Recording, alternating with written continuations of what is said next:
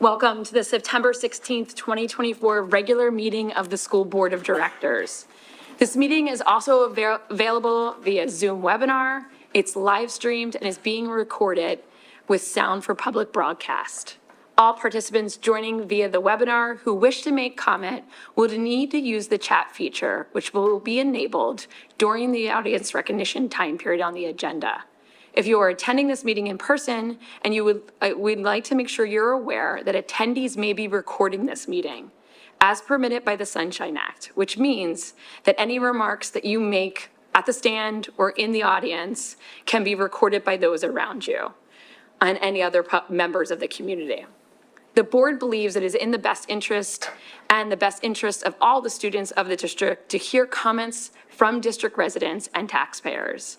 An opportunity will be given later in the meeting for public comment, both in person and via that chat feature, and it will be read by Solicitor Ruse on the chat. If you haven't yet signed up, please see Denise, or the clipboard is in the back for public comment. Please sign up on the clipboard. The board strives to be respectful to all individuals making public comment and does not wish to limit any taxpayer or residents' right to free expression while making their public comment during the public comment period. However, attendees need to be aware that intentionally disrupting the school board meeting is considered a criminal offense in Pennsylvania. See 18 PA CSC 501, 18 PA CSA 5508. Please, you will be able to speak for 3 minutes. I just want to make you all aware of that because it is a very short time period when you do come to the period. Okay. Ready to begin? I'll start with a comment. Great.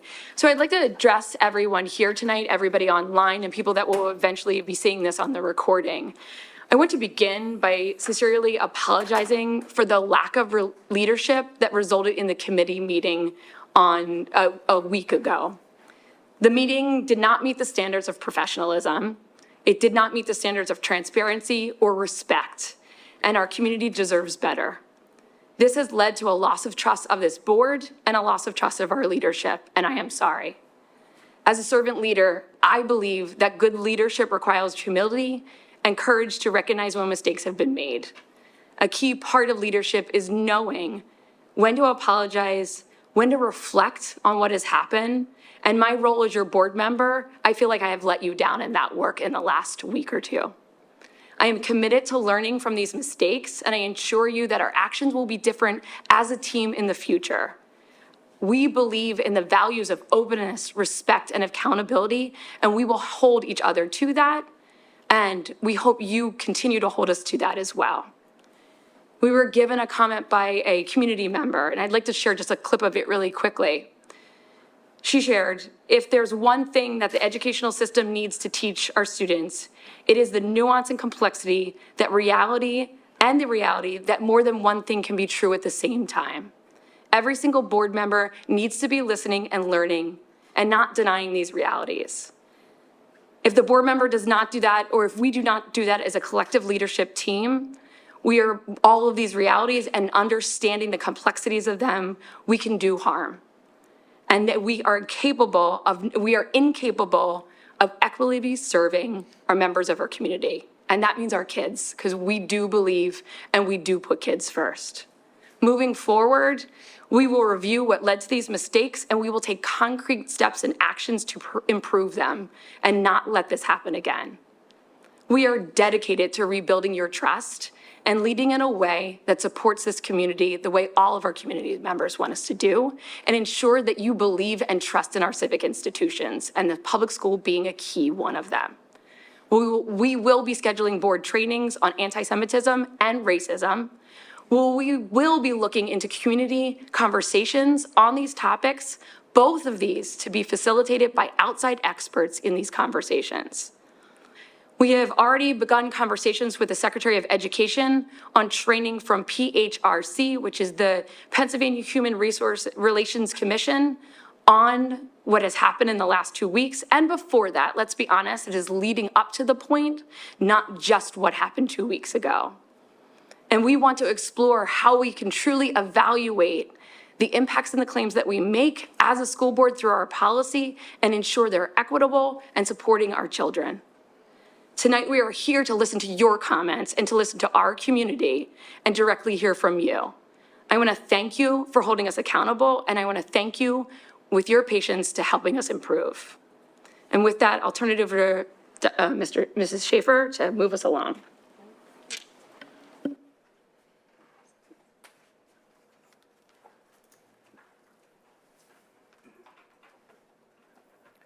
Sorry, Megan. I just have to.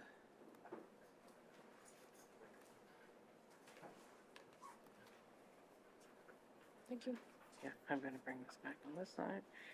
You don't have to worry about that for me. Good evening, everyone, and thank you to this community for showing up tonight. I think it's one of the many reasons I want to be a part of this organization and want to work here because of your engagement. And I know that probably a lot is weighing on your hearts and minds about what has transpired. And as Dr. Sautner said, we're all here to listen, not just the board, our administrative team, and we want to work together with you through this. As part of my report tonight, I do want to highlight some of the joy we've seen in the past couple of weeks because our schools have opened up and welcomed a lot of new families and new faces, and our staff has worked hard to have a successful opening to the school year. So I'm going to share some of those highlights with you this evening to get us started.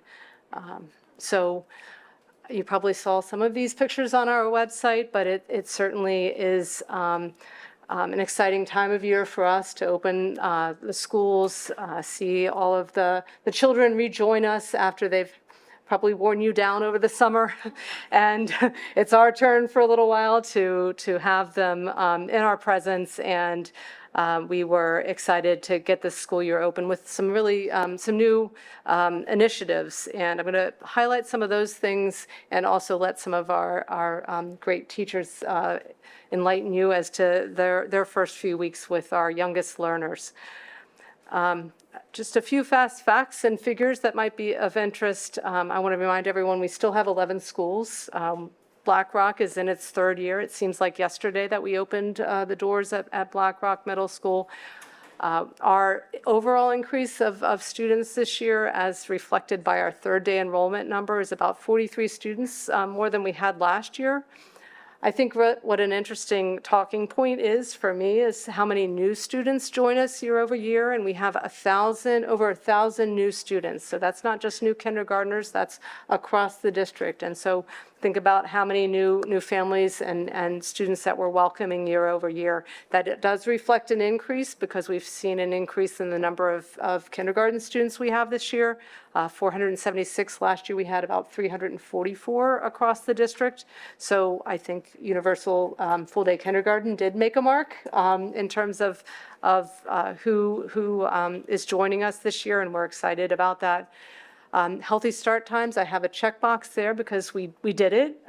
There was just that long-term goal, and we started the year with new times, and I'm going to talk about those with a little more detail in a minute. We had some leadership transitions, myself included, and so I just want to acknowledge the hard work of all of our leadership team and getting us ready and opening schools this year.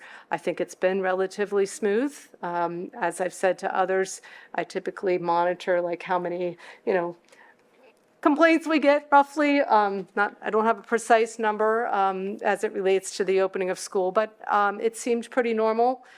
Sometimes buses are late, sometimes buses are too early, and we hear that. We're still living into that, and we're still making some adjustments. I'll talk about those as well. And I felt really good about the feedback I got from all the buildings. Our staff was ready to go. They felt they had a nice amount of time to prepare this year, so we were happy to hear that also from our staff.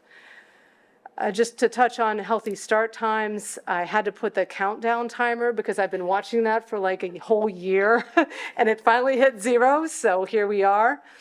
We had asked our community, and this may be, I want to acknowledge our community's grace that they've exhibited during this transition time. I feel like that's a factor in how we've seen a pretty smooth and successful start to the year, especially with the adjustments to start time, knowing that impacts our community, it impacts transportation, it impacts commutes time for our community and for our staff. So I feel really good about people's exercise of grace during this period. I also wanted to call out in particular our transportation team that overhauled our entire routing system to make this work, and it's still ongoing work, but it's pretty amazing what they were able to do to ensure that we were meeting the goal of getting students to school at these new times and adding additional really our youngest learners, which sometimes they take a little bit more time to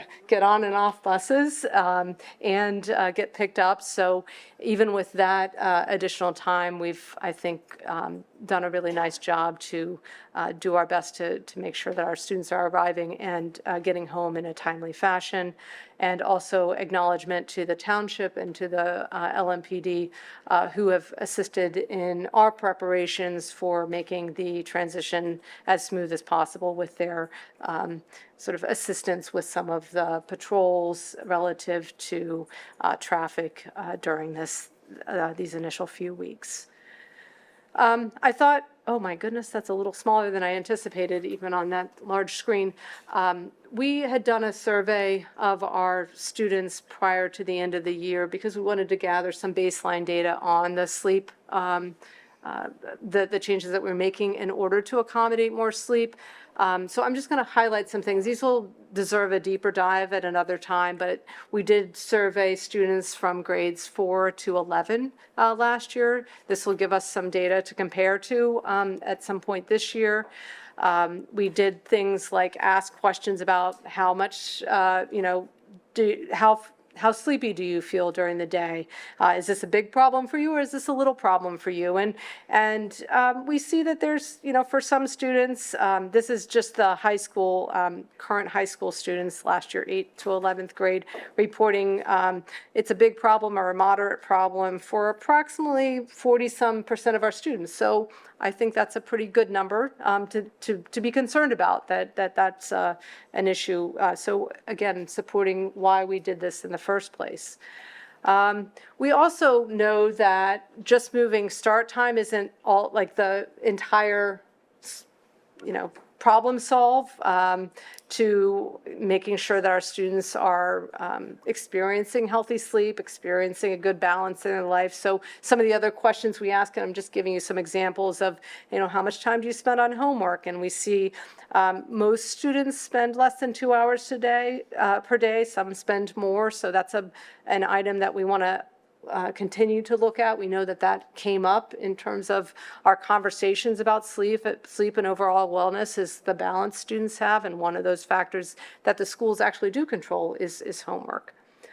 Another thing that we offer to students, and students take part in not just here in schools but outside of school, is extracurricular activities, which I think this is a wonderful statistic in a lot of respects, that 89% of students who were in grades 8 through 11 last year, 89% said they participate in sports or other after-school activities, which I think is a nice reflection of the community support of providing these opportunities for students. But again, another factor in how we think about how our students are spending their time after school or affiliated with school.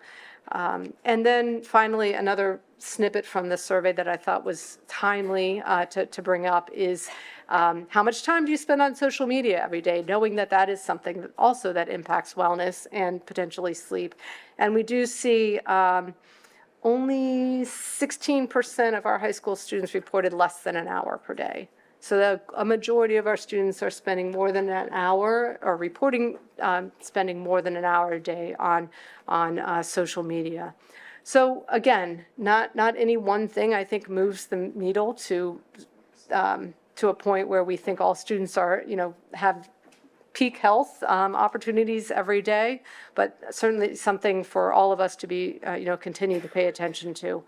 And which is why, again, we reiterated our enforcement of the off and away policies this year, which anecdotally feedback from teachers is something that they appreciate that we've continued into this year as well. And again, some other data points around TVs, phones, and bedrooms. Not necessarily something the school district can control, but we encourage families to partner with us in reinforcing healthy sleep practices at home. So again, we will revisit some of this data, but I thought since we had done that in the fall, oftentimes people ask us, well, whatever happened to that survey?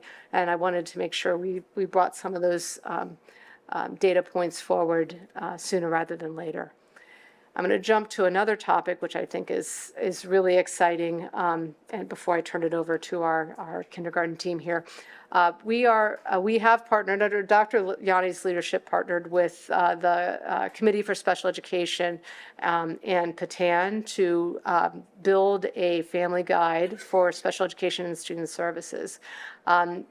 We are putting the final touches on this with our administrative leadership team here to make sure it's accessible, that it's complete, that it has a lot of information, not just for families who might have a student who is identified as or receiving special education services, but for everyone, so that we are all more knowledgeable about the services that the district offers, and will be a nice resource for staff as well. And I share those other images to let you know that it will be not only there'll be communication from my office once it's launched. It'll have a place on the website. It will be connected to our student and family guides, and also a part of the Making Practices public page. So we're excited to launch that, and many thanks to the Committee for Special Education for their thoughtful input and advocacy for this document. I think it's going to be a wonderful resource for our community. And with that, I'd love to turn it over for a little bit of the highlights of our full-day kindergarten. I'm going to ask Dr. Gaudioso to take it from here.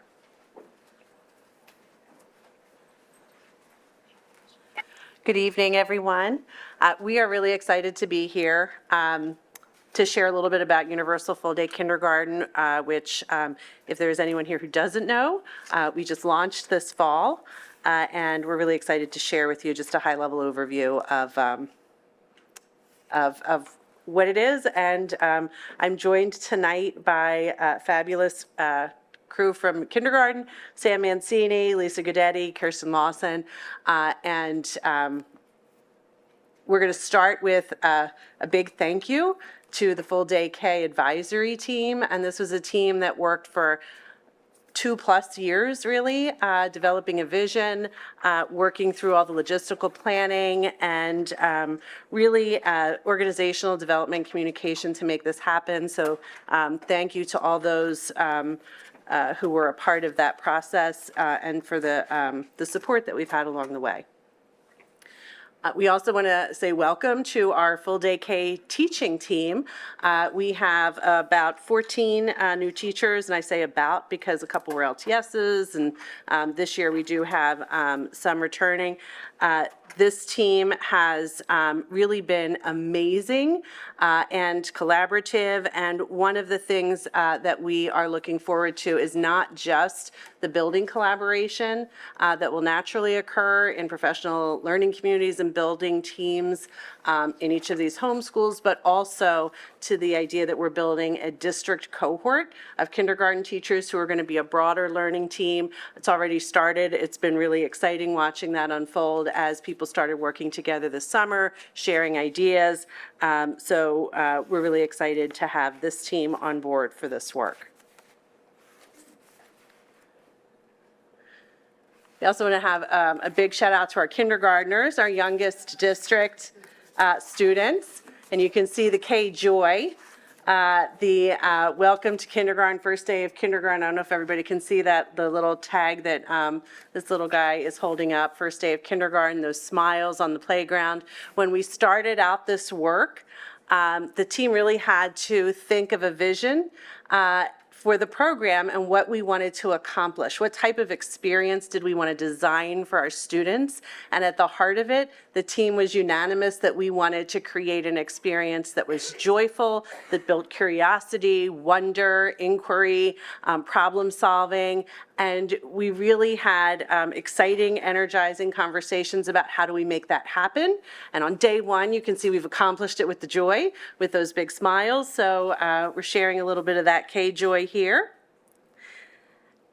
And when we last gave you an update, we talked about some of the summer preparations and professional learning that were going to be happening in the summer, and that included monitoring our enrollment. And when we started out this work, a lot of our, did we have enough space? How are we going to make this happen? Our problem solving really involved concern about having accurate numbers and projections of how many would be participating. And as you can see here, are the two red numbers there, the number of sections. So while we went up one section in one building, we went down in another. So our expectations, our projections were pretty close to what was anticipated, which was a really good place to be this summer, as we started something that really was, brand new for us. So that really took a lot of number crunching on the part of our team over the years. And I think it was really thoughtfully done that we could arrive so close to where we actually landed. So summer work included orientations for our team, some professional learning materials. We had some parent communications, team communications, staff assignments, hiring, lots going on this summer. And instead of me describing some of those experiences, I'm going to let the folks who were at the heart of it.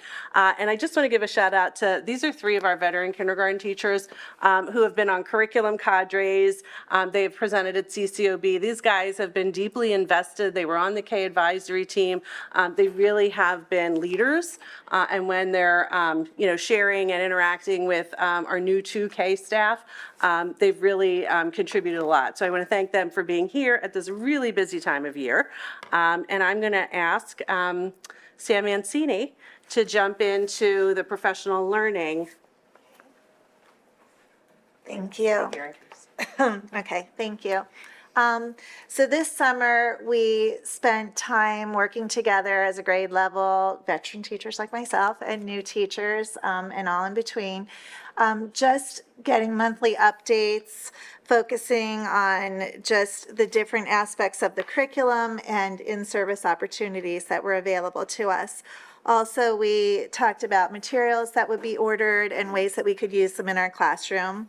And then as new team members were being hired, they were coming in and joining us, so we were able to meet them also. This one? Okay. We had different professional learning opportunities available. We referred to this as the full day K boot camp. They focused on different subject areas. One was social emotional learning, and we had different asynchronous articles that we were reading and reflecting on. We had in-person professional development opportunities available, focusing on the STEEL standards, and then the STEM teachers actually took us through one of our units that we'll be teaching towards the end of the year on sun hats. So that was really fun and hands-on and really a good eye-opener to what some of these different curriculum areas would be like. And then we also had some Zoom opportunities. One was on structured literacy, just being brought up to date with the English language arts team updates that happened throughout the summer and curriculum that was developed. And then Brooke Workman also met with new teachers or anyone that was new to foundations to make sure that they were up to speed on everything that was going on. And then we also had another Zoom book club on our Purposeful Play book that we read and we were given. And so as we went through all of these different professional learning opportunities, resources were added and updated on Schoology. So we could go back to them and reflect on them, and anyone that was new to the team could take a look at what was going on and, again, be brought up to speed. So that was all really helpful. I just wanted to talk about the book club that we did. This was really fun. I'm a 30-plus year veteran, and I loved this book group that we did. Dr. Gaudioso did a really nice job just guiding our conversations, giving us anchor questions. We had some really just rich, in-depth discussions about purposeful play and how we could incorporate it. The book was divided into 3 different sections. The first one was all about play and what does it look like in a classroom, the different types of play. The second one tied into social emotional learning, which actually really reflects our second step program that we use. So it was kind of nice to see the carryover and the impact of that on purposeful play. And then the last section focused on teaching in a playful way and incorporating that. So it was really nice. It was a great opportunity to get together as a group. The group was made up of some veteran teachers like myself, some new to kindergarten from other grade levels, and then also some teachers that were returning to kindergarten. And while we had anchor questions and different conversations that we collaborated on and shared our ideas and thoughts, it also was an open platform to, if there were questions from the group or somebody was wondering. I remember one meeting, we ended up talking about floor plans for kindergarten and what could it look like. So it was just really a nice opportunity for the team to get together. So I am going to, let me make sure I have everything. I'm going to turn this over to Lisa Gadetti. She teaches at Penn Valley. She'll be talking about the program. I'm actually at Penn Win, but thank you. But that's okay. That's okay. We're very close. That's okay. I'm going to talk a little bit more about the actual curriculum. We were fortunate to having done research for actually a few years. We were teaching the K+ program for 3 years, and in that we had the full day luxury, and we were researching and taking things that we loved and looking at other pieces. And then when it came to the team where we were meeting to see what in the planning stages, we were keeping that in the forefront of our mind. So curriculum writing for the full day K program has actually been in the works for a few years. That, along with the literacy curriculum cadre, that's also been in the works for a few years, was laying a good foundation for what we were looking for in the full day K program. We had before a very rich curriculum, and we were not afforded enough time to teach it to fidelity. So with the full day K program, we are now able to teach all of the programs that we have. You'll see this is an example of a full day K schedule.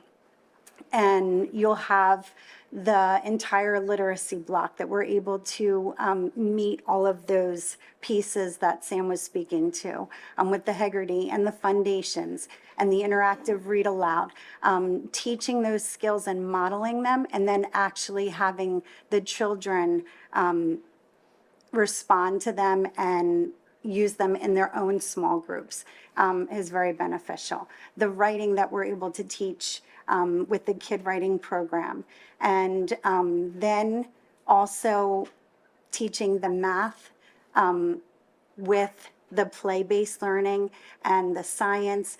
It just gives us more time to enrich the students with all of those different programs that we had before. So we had talked about the literacy and the math that we had already had in place. We were able to also incorporate the play-based learning. That was something that we saw in the full day K that was very beneficial to those students who were screened to be a little bit more at need. We saw the benefits that the play activities and opportunities were affording the students. So integrating them into the full day K program was just most important to all of us on the team. It was I'm sorry, I got lost. That in addition to the specials that we were also incorporating. In the past, we had only had the library and the gym or physical education. Now the students for the full day K program are having all of our specials, which is very important to all of them as well. We were also having the new STEEL standards that were integrated in the science and the social studies program or humanities. We also had time now for what I need. So when you see our students who are exhibiting a specific need, now we have time built into our daily routines to spend time to address all of those specific needs, whether it be through the purposeful play activities or through the small group work. The children are receiving everything throughout the day. So those science standards that we were talking about are now embedded not only into the purposeful play, but also into actual units that Sam was speaking to. They promote the inquiry, the exploration, and the problem solving that we wanted so much as we were starting and planning for it. The humanities that we found also very important, are now being integrated into the literacy, and we are able to now actually read and discuss and utilize all of those different strategies and skills and social emotional learning that we want to hit with the students so very badly, but in the half-day program just did not have enough time. So now we are able to actually spend time and work with the students at not a rushed pace that we were used to in the past. And the math, again, now we are able or afforded the time to not only teach the skills, but have the students work through them and explore and with their problem solving and their critical thinking skills. So the play, like we said, was such an integral part as we researched the K+ program, seeing what the students needed. And when we were going forward with the full day K plan, it was just at the forefront of our minds, needed to be one of the most important things that we wanted for the full day K program. We saw that it was benefiting the students on a social emotional level as well as an academic level. One of the things that we were seeing as we visited other schools that had the full day program were, there was a fine motor boot camp. We had noticed across the schools that students that came in were in great need of fine motor skills. When we saw from another district this boot camp, we had said this is something that, and it's in a play-based learning situation where the students would rotate through certain situations and they would, it looked like play to them, but it was a meaningful, purposeful play that was addressing the skill that many of our kindergarten students exhibited. So that was one thing that was also added to this full day K program, and now we are using that as well. And we were just talking about the benefits that we see across, even though we've only been into school for 2 weeks, seeing the children's interest and engagement in not only the regular play, but also the purposeful fine motor play. And I'm going to lead it into Kirsten Lawson, who's going to talk about the program in action. Hi. Okay, here's our program in action. So some of the building blocks of full day K, we start each day with a morning meeting where we work on building a classroom community and the kids get to greet each other with some sort of greeting each morning. We work on making eye contact, speaking in an appropriate voice level in kindergarten. Just hearing your name from your two neighbors on either side is super powerful first thing in the morning. Just be careful coming into a kindergarten classroom. You don't know what anyone's going to say to you at any given time. Mr. Weinstein learned that the hard way. So we start with the morning meeting, and that you really become a family with the morning meeting. It's really magical. And then Haggerty and phonemic awareness is a multisensory learning for students to build foundational skills. So right now we're working on rhyming words and hearing the beginning sounds, but you're using your hands to build like compound words so that kids are moving all around and really building that strong foundation. And then we also, with the full day K, have really added a lot more movement breaks because the kindergartners cannot sit for longer than like 15 minutes. So movement breaks could look like having a short dance party to get you moving, or yoga, or we've been working on mindfulness. I think we're up to like 15 seconds of quiet peace, but we're getting there. Shout out Rebecca Wagner for bringing it into our classroom, our guidance counselor. Or we do art. It's just a break for the kids to stand up, move around, and change the scenery. Okay. And the purposeful play has been magical in here. We haven't had, with the full day K, there wasn't a ton of time to play. That was a huge part that was missing from kindergarten unless you cut something out of the day. So in these pictures, you could see some kids are reading, some kids are building, but you give kids choice to do things around the room. And in my room in particular, for example, only 5 kids could be doing something at one time. So you have to be flexible. You have to be willing to give up your spot if someone else wants to join in, or you have to have a conversation about it. It's building social skills in that way. So the kids are playing, but there's so much more built into it. It's really fun to watch. Specials. The specials teachers were really nervous about having kindergarten for the first time, but there was so much opportunity for collaboration with them that they got to work a lot before meeting our friends for the first time. And the kids have walked back from specials so excited each day. So I think what's working really well for the specials teachers is they're breaking it up into sections, so it's not like 45 minutes of kindergartners staring at you like wanting a show. So they've been working in stations and have been totally engaged, and I've heard amazing things when the kids come back into the room about specials. Here's some more examples of kids just doing in the same class but doing the same thing, doing different things around the room. And the full day K has just really given a ton of time for kids to really be curious and be excited about something, and we have the time to go after those curiosities and those passions and the wonders and build on them. Where in half day we're like, that's a really good idea. Go, maybe you could talk to your grown up at home and you can research it there, or, but now we have the time to really dive in and have fun. The kids are working at the cash register and pretending they're at Starbucks, or taking orders with menus, and then they're playing, but they're doing so much more. They're having strong conversations and problem solving while running a cash register and being a barista.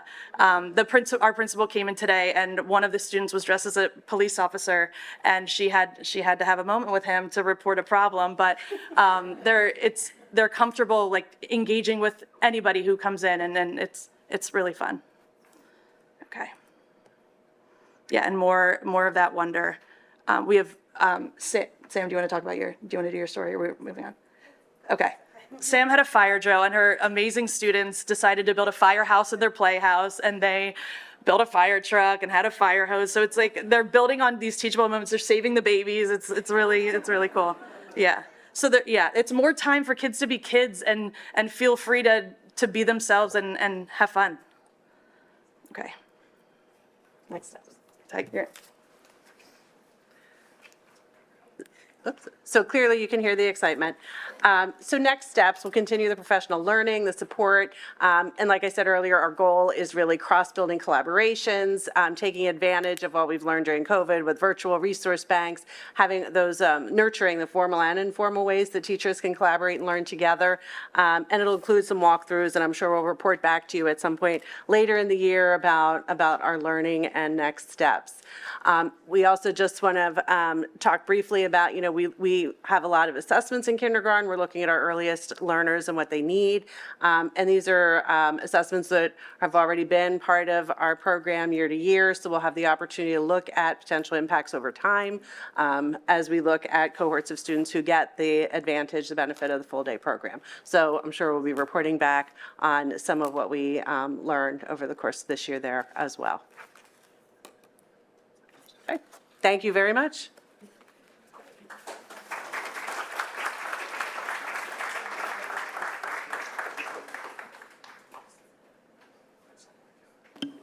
I believe next we move on to committee reports. If I have that correct. Okay, great. Thank you. So, yep, thank you. Let's do facilities first. Sorry, Jason. Can you? Before I do that, I just want to take a moment to thank Superintendent Schaefer and her team for making sure all the time and effort that they put in to make sure that full-day kindergarten was a huge success, which it was. So thank you.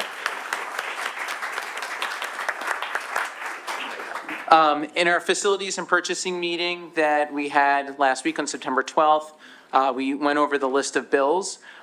We talked about district contracts. There were three in particular. It was clear for our student residency. To double check things, we have an additional school-based health and wellness counselor to make sure that our elementary schools are appropriately staffed. And we also discussed Toolbox, which is a digital platform for K to 8 instructional resources. We also touched base on school cafe, adding additional money for parents so that they could add additional money to the account, increasing the max. We did a renewal for timekeeping, another renewal for live streaming so that people can watch the live streams of committee reports, committee meetings, as well as board meetings. We had a renewal for Power School enrollment, a renewal for Presidio, which monitors internet traffic. And then last, we had a survey that was done for the field between Kinwood Elementary School and Ballow Kinwood Middle School. And we put forward to include in that survey the track as well, to be more efficient and hopefully to help that as well. So that it concludes what we discussed during our facilities and purchasing meeting. Thank you very much. Sorry, that was fast. No, it's the role of that meeting, so thank you. So moving it to Anna for the policy committee update. Thank you. So on September 6th, we gathered to review proposed edits to Equity Policy 101 that we have been working on since the spring. The equity policy, in place since 2021, aims to create an inclusive environment. Today, we will vote on adopting updated language for this policy to align with recent federal law changes. The updated policy language has been recommended by the district's solicitor. The policy is already approved. We are now focusing on refining its language. The equity policy is based on a culmination of years of work, research, and data. It was developed with input from various district groups over the years, including but not limited to the Equity Committee, AITF, CARE, administration, community members, and experts. Today's vote will seek to update the policy language to further comply with legal standards. As co-chair of the committee and as a participant of the recent policy committee on September 6th, I want to share my takeaways and thoughts around the meeting. From my vantage point, the discussion did not go well. I noticed and observed that we were not at our best during this meeting. Specifically, some remarks were made about Jewish people that were anti-Semitic, and some remarks were made about people of color that were racist. All such remarks were deeply inappropriate. And while I believe that that was not the intended impact behind them, these comments were offensive and hurtful to members of our community. I echo Dr. Sautner's reflection. As the co-chair of the policy committee, I am sorry that our policy meeting did not uphold the standard of communication, dialogue, and discourse that personally, I as a leader, board member, and community member aspire to. It is never acceptable to question the lived experiences or identities of individuals or groups.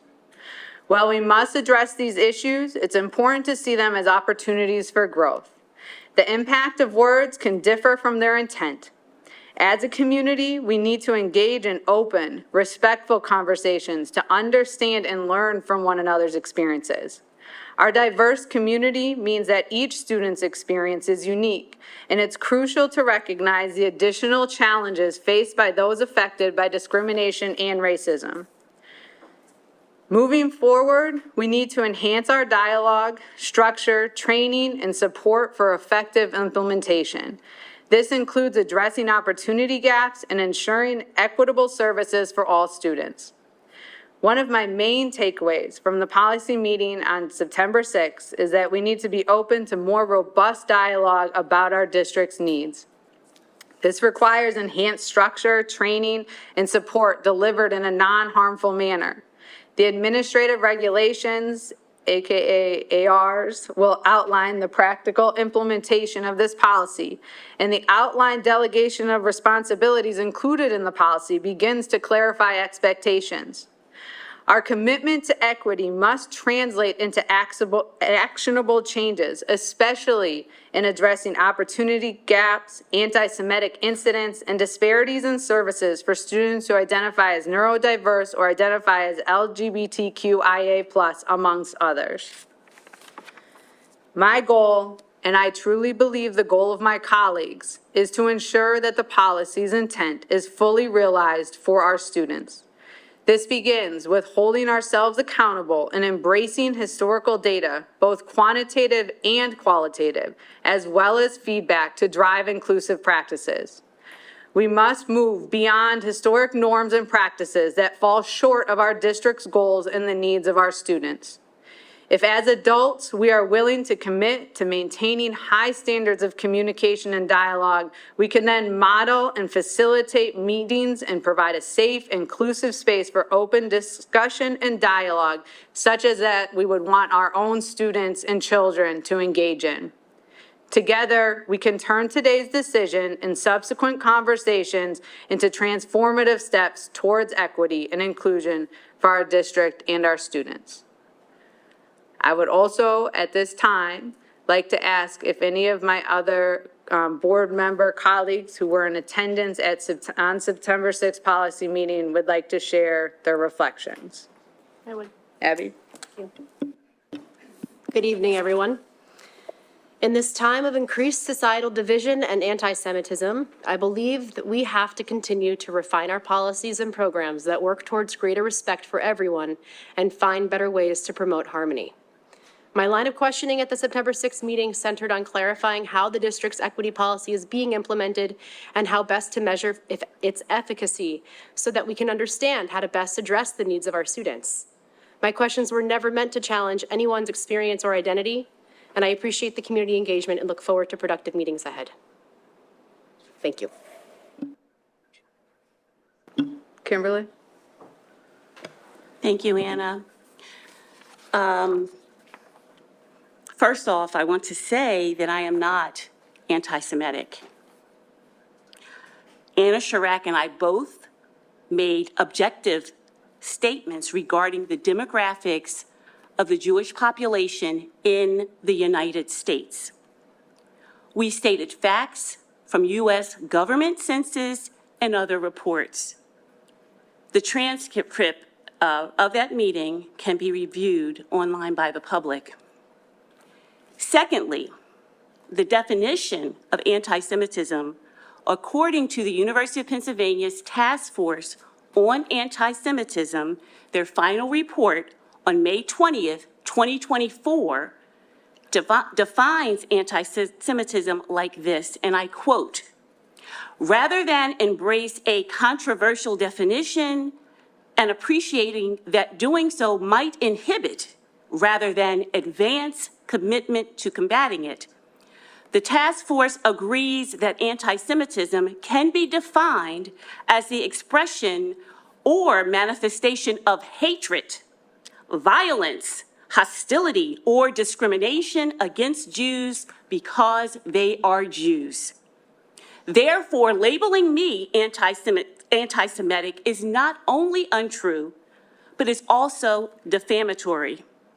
In this political climate, and especially as a Black woman, to call me such is to weaponize the term in order to stop any authentic and constructive dialogue and to intimidate me to silence. There are even community members who have been harassing my family and I over social media, even posting photographs of my husband and I that go back more than 20 years. Anna has not received any such backlash from that initial meeting. This is classic anti-Blackness and racism in action. It is a campaign of intimidation.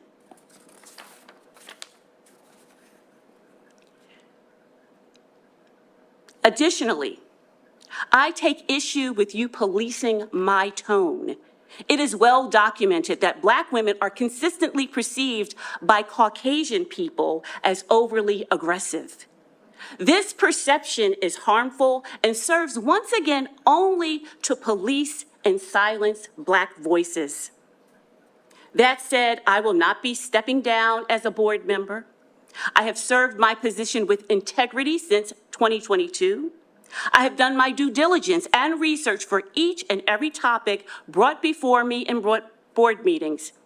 I have made it my responsibility as a committee co-chair to know the issues brought before me intimately so that I can intelligently debate the pros and cons of a relevant topic. I've made it a point to consult past board members, community leaders, community members, and other people who would have valuable knowledge on the issues brought before me. I have every opportunity made myself aware of purpose, methodology, history, and details of the issues this community has entrusted me with. I requested charts, facts, statistics with Lower Merion school officials in order to serve in my role as an LMSD board member.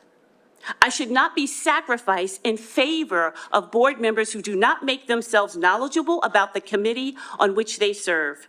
Nor should I have to succumb to a public witch hunt brought about by people who take exception to the truth. According to the U.S. government, the U.S. Census, and countless scholars and academic institutions, Jewish people have been racially classified as white in this country. This is a fact. This is not, I'm not finished speaking. I am not finished speaking. Thank you. This is not an anti-Semitic statement. Additionally, people of the Middle East and even those of North African descent are usually counted as white by the U.S. government. But the problems affecting historically marginalized people remain as true today as they were when this policy was created in 1996. There have been no significant changes in this respect. And to reiterate, as stated in full detail in the current equity policy, equity does not mean equality.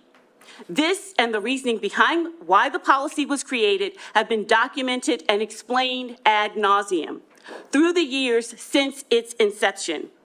I would invite the community members arguing about equality and discrimination to refer to the explanation within the policy.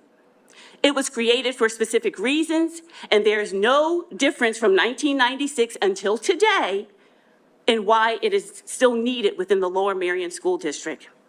And to close, as Lynn Partridge, who was part of the creation of the original policy, stated, this policy is meant to protect everyone. There is nothing within the wording that leaves out any known groups of people. It is not our job to create solutions for possible scenarios, but rather to protect the children within our care right now. Thank you.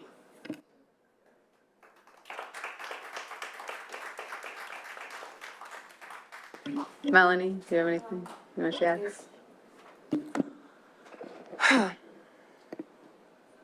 Hard acts to follow.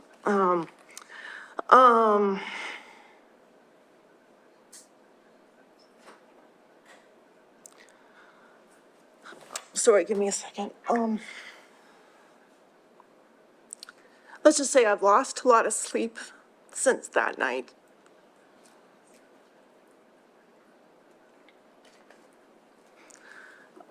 I feel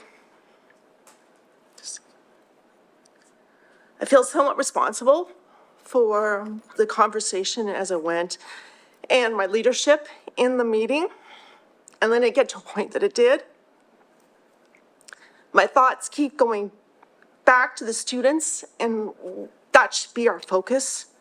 We need to commit to moving forward, to listen and learn. We have our committees meetings, and there is space for us to have conversations and to listen as a community, to hear and listen and not use our words to divide and not automatically just assume somebody is saying something to be divisive. We need to take a step back and try to be better at this. I personally want to continue to discuss equity, and I know we have some hard decisions but we have had so many good things come out of the discussions at our committee meetings. And we can only do that by continuing to have the hard conversation in a respectful environment.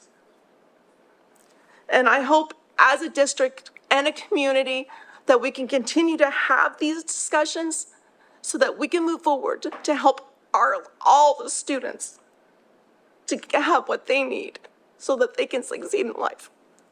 Apologies. Thank you, everyone. At this point in time, we are moving to audience recognition. So we will hear public comment. If you would like to speak at tonight's meeting and have not signed up with Ms. LaPere, please do so now.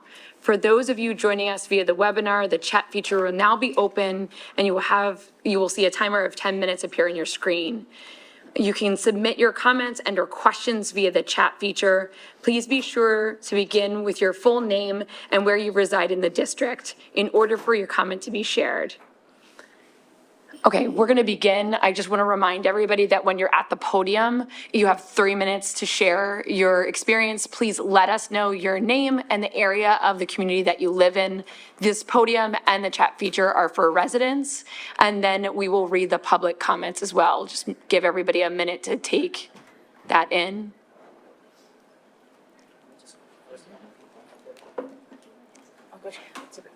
Okay, we have. As we go throughout tonight's conversation, I do want to center us all around our kids and the love that we have for all of our kids in our district and moving ourselves as a community forward.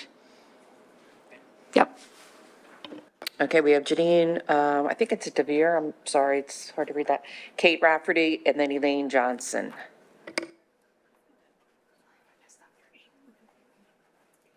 My name is Janine Davis. I'm from Bryn Mawr, Pennsylvania. My husband and I have been parents in the district for 23 years. I am trained as an attorney and worked as a defense attorney in a prior career. I am now a doctoral candidate where my research specializes in race and education. I anticipate graduating in May of 2025. My work on race and education has been presented at ASH, which is the Association for the Study of Higher Education. Before I give the remarks that I came here to make tonight, I feel compelled to address a remark that was made at the meeting on the 6th of September and that was made again tonight. That remark was about Jews becoming white people. Education scholarship shows that this is supported in education and in the law. Brodkin wrote an article in 2004 about how the Jews became white. This is very similar to scholarship about how the Italians and Irish became white, which was by Barrett and Roediger. This is also similar to articles about how the Syrians and Lebanese became white in America, written by Gottlieb in 2001. This is not an idea that was made up. This is in scholarship. People who go to school to study education, leadership, study this. This is reality. It's not an anti-Semitic thing. It's something that was done legally because white recognition came with white privilege. I have these articles with me and would love to email them to anyone who wants them after this meeting. Now, moving on to the point that I came here to make, which is about the equity policy. That policy is needed because this school district has a history of achievement and opportunity gaps for disadvantaged students.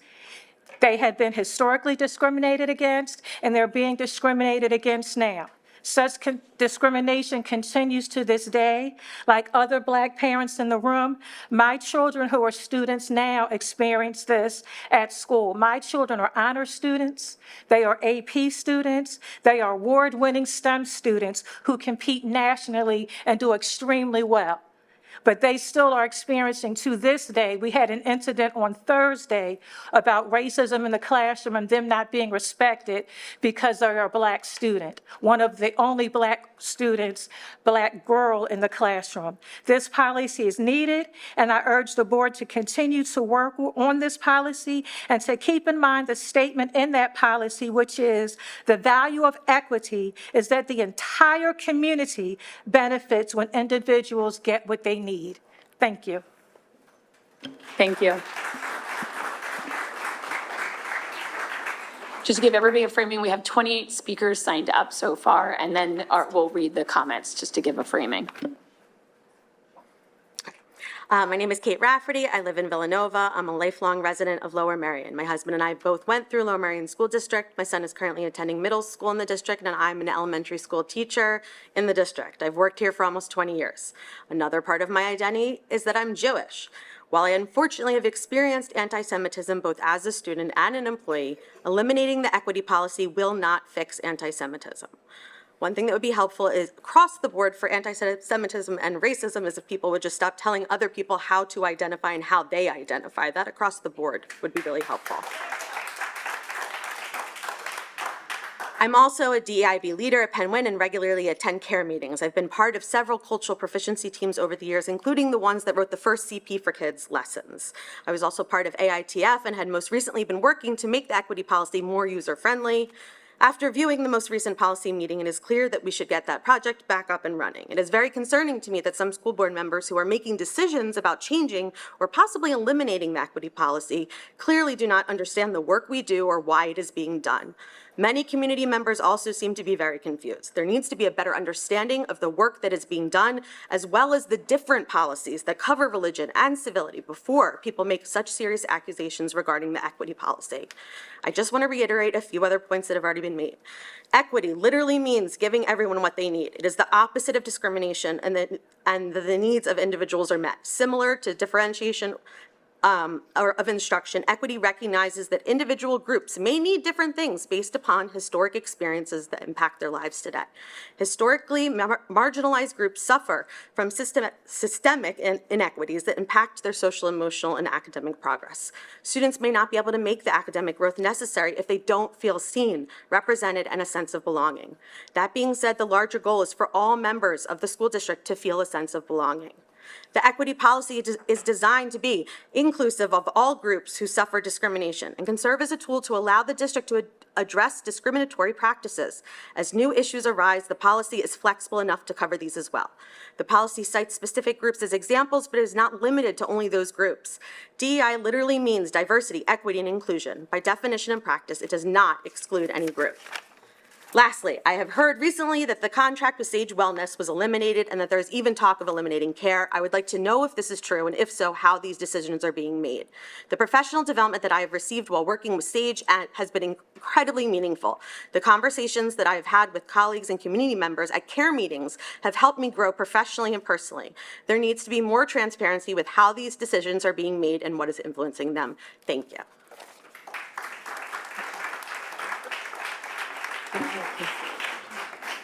I just wanted to acknowledge those two questions that you had. We're going to pull them all together at the end and answer the questions that we can. Thank you. Hello, my name is Elaine Johnson. I'm a resident of Wynwood, PA. I'm going into my 19th year of teaching here in Lower Merion. I see parents whose children I taught last year and parents whose children are in college now. So nice to see you. I have two middle school children. As my husband and I were making the decision to look for schools, I had no hesitation in choosing Lower Merion as a place where I wanted my children to be educated. The main reason is the equity work. And that is the policies that have been going on and the work that has been going on the last 20 years. I have been on the cultural proficiency team and the diversity, equity, inclusion, and belonging leader in my school for years. I've led staff meetings along with my colleagues about cultural proficiency and have had courageous conversations about various issues concerning our community. I love my job, and my husband and I felt this would be a safe place for our children to make friends and build a diverse network of friends and neighbors. I felt this way because I have been on the meetings and have helped plan lessons so that everyone feels as though they belong and have a place in Lower Merion. I would like to state, for those who seem to be confused or do not understand the meaning of the policy, so I'm going to reiterate with what Ms. Rafferty said. Equity literally means giving everyone what they need. It is the opposite of discrimination, in that the needs of individuals are met, similar to differentiation of instruction. Equity recognizes that individual groups may need different things based upon historic experiences that impact their lives today. Historically marginalized groups suffer from systemic inequities that impact their social, emotional, and academic progress. Students may not be able to make the academic growth necessary if they don't feel seen, represented, and a sense of belonging. That being said, the larger goal is for all members of the school district to feel a sense of belonging. I understand that revisions needed to be made to the equity policy because of the changes made by the Supreme Court on affirmative action. I urge the board members to vote to make those changes and to also learn more about the work that is being done. As a parent and educator in this district, I would like to know where I can find information on the CARE meetings. I would urge the board to become more transparent in dealing with these critically important issues. Kate and I are happy to work to continue with the board and other community members in this work. Thank you. Thank you. Next, we have Beth Sandberg, Muna Al-Shakas. What is it? Al-Shak, sorry about that. And Alex Tavangar. Good evening. My name is Beth Sandberg. I live in Bala-Cynwyd, and I'm the proud Jewish mother of 4 children, 2 of which have graduated from Lower Merion High School and 2 of which are currently still enrolled within the district. My children may appear white on the surface, yet their father is partially Iraqi. I guess I was naive to think that in the year 2024, we would be beyond judging people based solely on the color of their skin. My oldest son graduated 2 years ago and then spent a gap year in Israel. He's currently a sophomore at University of Pittsburgh. In case you are unaware, just over 2 weeks ago, 2 Jewish students wearing a kippah, one of those boys was local, were walking to Sabbath dinner at the Hillel building when they were attacked by a man wearing a keffiyeh. Luckily, the boys fought back and subdued the attacker until the police arrived. My oldest daughter graduated from Lower Merion High School this past spring. Her senior year, she was the president of the Jewish Student Union, or the JSU. During her time as president, the Instagram account of JSU was bombarded with anti-Semitic and threatening messages. There were many times my daughter shared these messages with me when I had to fight back tears that a 17-year-old could be the target of such vitriol. I sent messages to both Superintendent Yanni and Principal Johnson regarding this issue. I would share their responses with you, yet unfortunately there are none, because neither ever responded. My daughter told me on multiple occasions that other students would give her dirty looks and occasionally make anti-Semitic comments to her within this building. She is currently on a gap year in Israel, and in the less than 3 weeks she's been there, she's commented to me multiple times how refreshing it is to be in a country where she does not feel targeted for being Jewish. Irony. My 15-year-old son is currently a sophomore at Lower Merion. He refuses to wear a Jewish star to school and has pushed back on being fully active with clubs that designate him as Jewish for fear of experiencing what his older sister experienced. My 13-year-old daughter is in 8th grade at Bala-Cynwyd Middle School. In November, we attended a rally for Israel in Washington, D.C. I had custom sweatshirts made, and hers said, "I am Jewish and I am scared." Those were her words. She wore that sweatshirt to school the next week. During that day, only one adult commented on it and tried to make her feel safe. That was Mr. John, the janitor. To this day, almost a full year later, every day when I drop her off at school, she tells me she's going to look for Mr. John before she goes to the auditorium. He's the sole adult in that building that has reassured her of her safety. Our children are scared. as they should be. And although comments like those made by Ms. Garrison do not directly put our children at risk, it is comments like these and lack of knowledge that do. Even if not in immediate danger, the threat of danger is traumatic enough. So I stand before you as a parent who is also scared. To quote Shai Davidow, I am not afraid to speak up. I speak up because I am afraid. I am not here to call for anyone's resignation, yet I am here to demand that the school board require her and many others within the school district to attend anti-Semitism training and to better handle the issues facing our children. Anti-Semitic trope has no place within our district. We in Lower Merion have one of the largest, if not the largest Jewish student We all have to follow the rules. Thank you so much, though. We really appreciate it. Muna? Is that the 1 minute? You'll give me a 1 minute heads up? Yeah. Anyone? Oh, good. Okay, good. Thank you. So I don't think this is going to stay. I'm going to kill the laptop. Okay. Hi, my name is Mona Elshaks. I'm from Narberth. I'm here because I'm concerned about comments made by 2 school board members at the September 6th policy meeting. I think it's important to be clear about how our identity shapes our beliefs around equity. I'm biracial.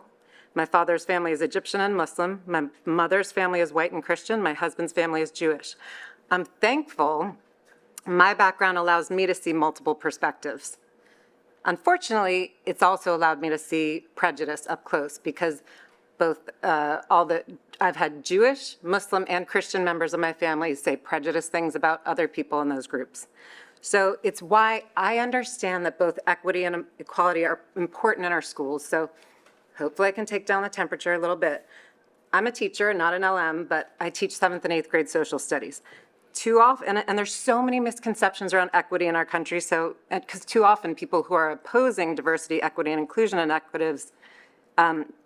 inclusion initiatives cast a false choice of equity versus equality when both are essential for a safe and supportive learning environment. Equality is non-discrimination. It's stopping the bad stuff. It's teaching respect. It's teaching students how to apologize when they say things hurtful. I wish some school board members had apologized tonight. It's giving students a chance to be better. And it's giving them consequences when they're not. Despite that equality work, there are students in my classroom who are more isolated or more at risk of failure because they're targeted for discrimination based on race, religion, ethnicity, LGBTQ status, or a host of other factors. That's why equity is needed. Equity, well, I'm not going to explain equity again because people did, but in my classroom, what equity looks like is if a student has a broken arm, I don't say good luck in the hallways. I say, why don't you leave class 5 minutes early? Why don't I give you a friend to carry your books for you? If your writing hand's broken, why don't I give you my notes? When a student, who goes home at night and his parents work late and he has to take care of his siblings, maybe I give him reduced homework or extensions because he has to do stuff that other students don't have to do at night. If the student is the only person of their race or ethnicity in my class, I might check in often to see how they're doing and ask other students to invite them to their lunch table. I might spend extra time helping students in my lunch period or after school if they're struggling. Equity is also building belonging and inclusion, not exclusion. We build equity into the curriculum so students see people from their groups represented in positive ways in the curriculum. I do 5-minute weekday warm-ups. We learn about all the cultural holidays and heritage months of my students, and I tell my students if you have one because you're from some country and you don't think I'm going to cover it, please let me know and we will cover yours. I teach students how to respectfully ask questions and show interest in each other. A Latino student today, when we did a Hispanic Heritage Month, proudly stood up in front of the class and said, my parents helped organize the festival in Norristown yesterday. I don't think that student would have said that if I didn't intentionally include his ethnicity in my classroom. So I'm concerned when I hear a school board member opposing the equity policy because that would prevent teachers from doing several of the things that I do in my classroom. Oh. Thank you. Your bottle. Your water bottle, Muna. I left it there so I could say extra stuff. Thank you. Oh, I was going to use that. No.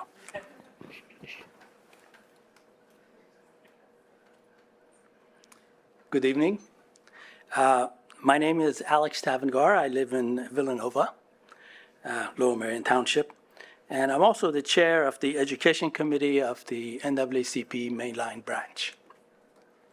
I would like to begin my remarks by expressing my appreciation for this board and the district administration for methodically working over the past several years to learn about the various challenges that students of color face in achieving educational excellence, and for putting in place programs and procedures to, however slowly, begin to ameliorate such challenges.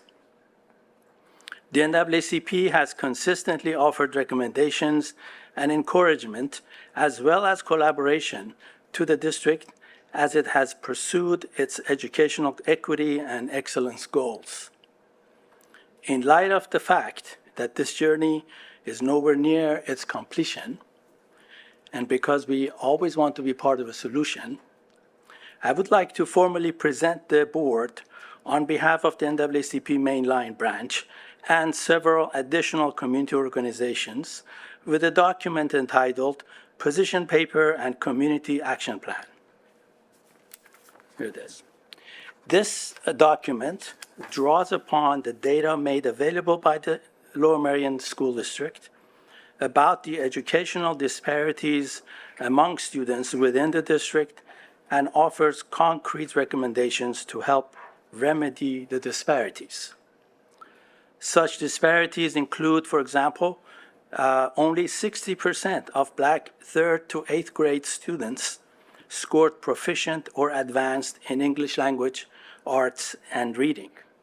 Another example is Black students comprise 9% of the student body, but make up over 30% of students on the learning disability track. Similar disparities are observed based on data provided by the district when we look at disciplinary action among different student groups. Or, for example, only 45% of 3rd to 8th graders scored proficient or advanced in math. These are Black 8th graders and 3rd graders. We know that the Lower Merion School District takes educational disparities and equitable opportunities for educational excellence very seriously, and so do we. It is for that reason that the NAACP, in collaboration with several community organizations, has prepared this position paper and action plan over the last several months and would like to submit the document to this board and the administration for your consideration. Copies were already emailed to the board as well as the acting superintendent. Thank you very Ms. Schaefer. I'm sorry. Thank you so much. We'll look forward to looking at that.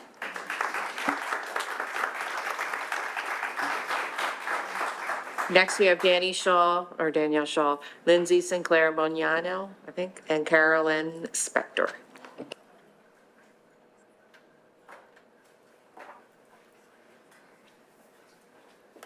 Hi, Danny Shaw, Haverford. Hi everyone, I'm Danny Shaw and I've got two sons at Harriton High School, and I've also got a recent graduate who's starting university this weekend in the UK. I'm extremely proud and grateful to the IB program and all the teachers at Harriton and all of the other schools. I grew up in Liverpool, England, with family who had originally fled from Judea and ended up in Eastern Europe after years of persecution and being kicked out of their own land. Years of more persecution, pogroms and hate in Poland and Ukraine forced my great-grandparents to leave. My family got off the boat a little early in England with nothing and set about working hard to create a life. I was not a child of privilege and probably would have benefited from some of the services offered here in Lower Merion. But I was raised to believe everyone was equal, and working hard with the support of a loving family and community was so important to succeed. We started the Jewish Families Association here in Lower Merion in December in response to a very disturbing anti-Semitic incident in our district, and I am so grateful for the collaborative partnership with Dr. Yanni.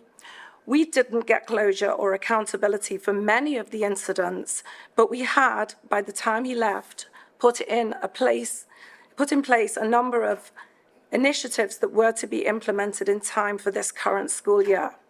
From a Middle East curriculum to professional development for staff and teachers, I look forward to working with the interim administration to get these important educational initiatives implemented for the good of everyone. We understand there is a lot of ignorance and hate really wrongly directed at Israel out there at the moment, which is fueling so much anti-Semitism. According to the FBI, prior to October the 7th, 60% of all hate crimes in the US were directed at Jews, yet we only make up 2.4% of the population. Given that hate crimes against Jews have risen 300% since October, those numbers are startling and extremely worrying. We want to work collaboratively with you for the good of all of our community. We should together strive to be a role model for all school districts. We ask that we are not pigeonholed. We are a peoplehood whose roots go back to the same land of Judea. Whilst we do like to fit into society, we don't fit a form where we are reduced to a tick in a box. We are all colours, and we are all so much more than the colour of our skin. We have so much more to give and important work to do in the world than be reduced to a mere tick. And I think it makes for a far more interesting community when we dig a little deeper and get to know each other a little better. Thank you.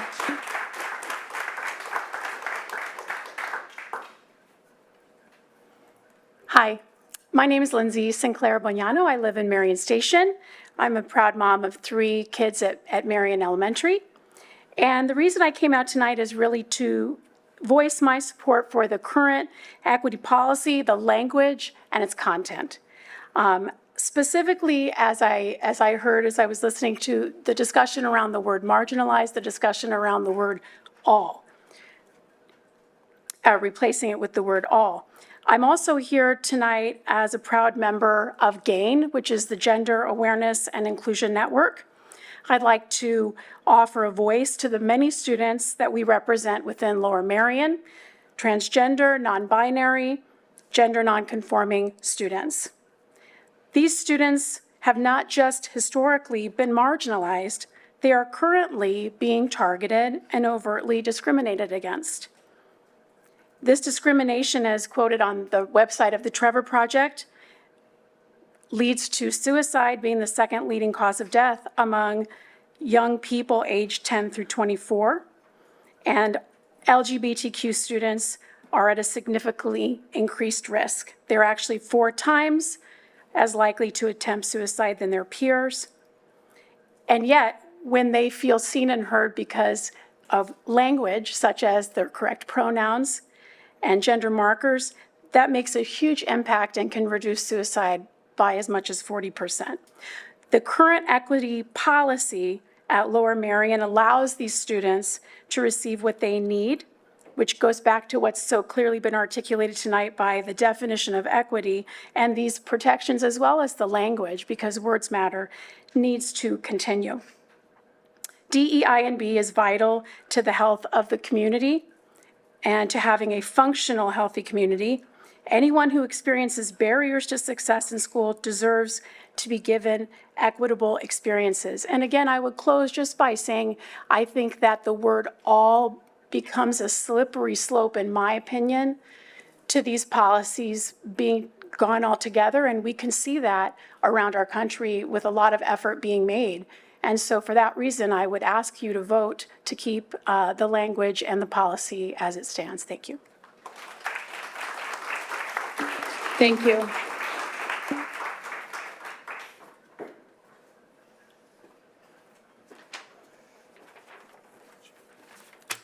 Hi, my name is Carolyn Spector, and I live in Wynwood. I am a parent to a student in Penn Valley and in Welsh Valley, and I am the proud daughter of 2 educators.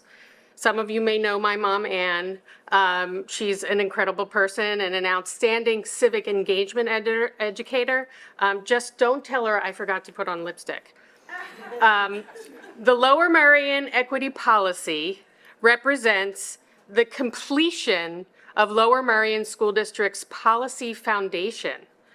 We have led the charge across the country, ensuring that there are policies to protect our students and make sure that all of our students with learning, physical, and emotional differences, our students who are going through gender transitions, Our students who have academic and artistic talents beyond belief have what they need to succeed.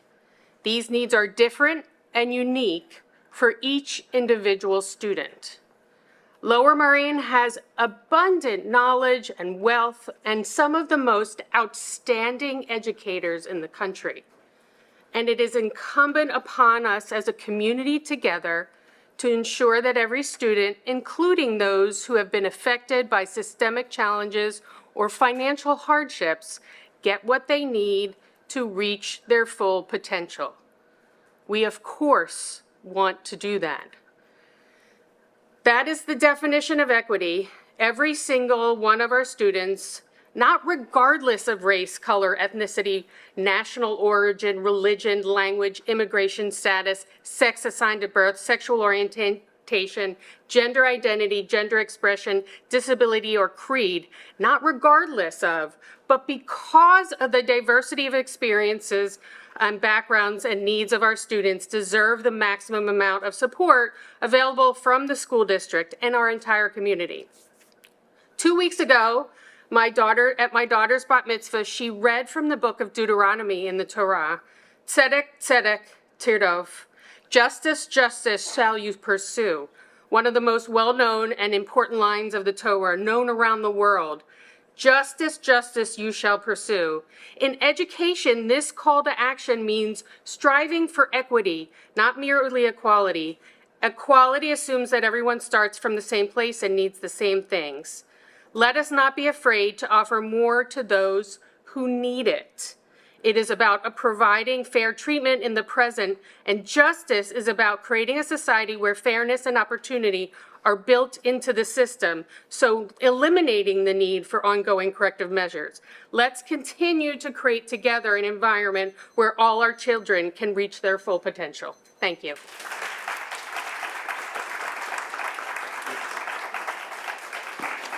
Thank you very much. Next, we have Karen Averill, Brooke Reynolds, and Rabbi Abelson, sorry if I say that wrong, and then Betsy Dubin.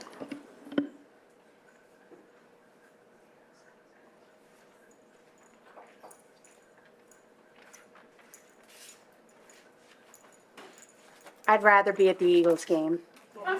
My name is Karen Averill, and I am from Bala-Cynwyd. I had planned to say something tonight, and the initial comments disturbed me quite a bit, so I'm going to try to rephrase, and here we go. There's been a lot of talk about the equity policy. There needs to be something to address systemic racism in this country. It's appalling. It's abhorrent. I've been on the committee here with Sean Mooring. I'm on a D&I committee at work at Penn. But I'm also a Jewish person. And some of the comments that were made at the committee meeting the other night by both Anna and by Kimberly, in my opinion, were not fair to the Jewish community, were unacceptable. It could have been resolved then. There were opportunities for apologies. There not only was it not an apology, but there was a doubling down that you were correct. You're not always correct. I never, and I've read 26 books, because I counted them before I came, on racism so I could learn and be a better person and be more equitable. I would never dare to tell you anything about your history as a Black person, no matter how well read I am, or to tell you what a definition for me is on anti-Semitism. You chose one, there's a lot out there. I'm not even going to go into that. To use your Blackness to say, I didn't say anything wrong, frankly, is to me, it's sad that you chose that. You could have just made an apology and said, sorry, I didn't mean it that way. And most of the people in this room wouldn't be here. When you choose to be on the school board, and I know it's a huge responsibility, and thank you very much for doing it, each and every one of you who is here. When you choose to be on the school board, you accept a responsibility to respect everyone, the adults in the community, the children who go to the schools, so that each and every children, as has been discussed so well, can get what they need.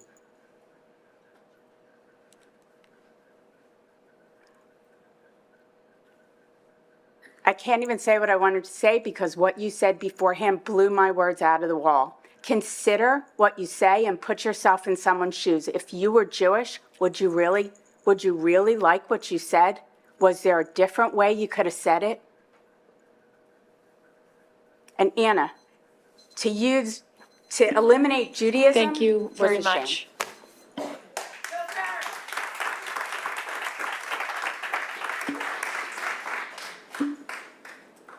My name is Brooke Reynolds. I'm from Bala Cynwyd, and I have two children, one at Welsh Valley, another at Harriton. I appreciate the patience here because you know what? You got here and you think you're walking into another thing, and this experience has been completely eye-opening. To the board, the elected officials here, I thank you for coming to the table and standing up here and saying that you're going to do better. I appreciate that because you make decisions that impact my daughters and thus impact my community. But I will say, though, it is important for us to remember why we are here. I found that in the last couple of meetings that I have been able to participate in, that we've gotten distracted from the work that we are supposed to be pushing forward. And I am totally against any delays, detractions, and distractions, whether intentional or not, that has kept us from moving these progressive policies forward. So I'm here pleading with you to push forward the revised work that was submitted by the committee. I'm asking that you approve Equity Policy 101, and I am also asking that in all of our dealings that you represent our children in, that we commit to focusing on the agenda that is before you. I feel a lot of times we get focused on the emotion, which I myself am feeling right now, but also the hurt and the fear that we have experienced both historically and personally, and that is difficult. I ask that we not get focused on the fear, the pain, and the hurt that many of us have experienced, but that we focus on the love, the joy, that joy I saw with the K joy.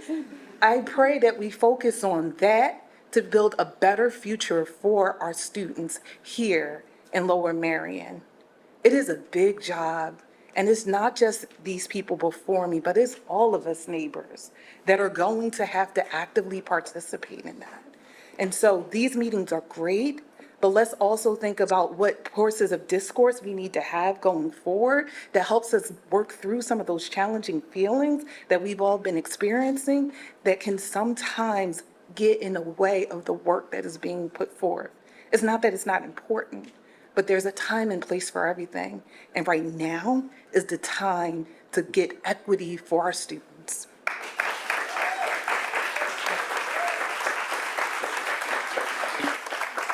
Thank you very much. Rabbi Matt Abelson, resident of Bala Cynwyd, member of the Greater Philadelphia Board of Rabbis. We are not going to advance dialogue if we operate within the rubric that Jews are white. I know what I look like. I know what my complexion is. If you don't appreciate the nuance of this matter, I'm happy to speak at your church or to whomever. Carrie, you mentioned nuance, and I think that's something we need to keep in mind as we advance this conversation. I voted for members of this board.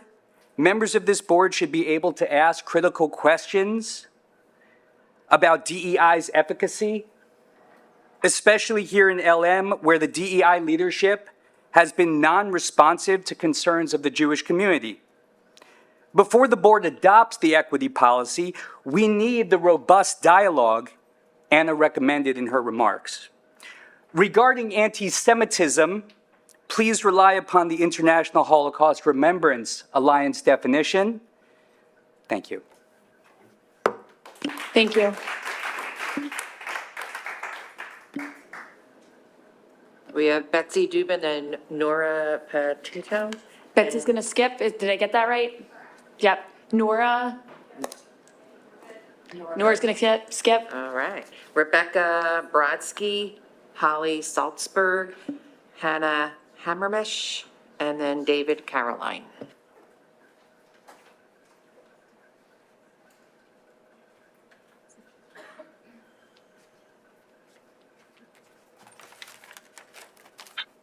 My name is Rebecca Brodsky. I reside in Ardmore. My daughter is a third grader at Penn Valley. I am also an HSA board member. I am up here to request the school board to work with the township to improve walking safety around Penn Valley, LMHS, and any of the schools in the district where it is needed. I know this year at Haggettsford Road and Writers Mill Road, they added a stop sign. That's great. However, the roads were being paved. There was no cross walk, lines painted, and cars still ran the stop sign. It is it's very disgusting to imagine if a parent was walking their child, they could have gotten hit.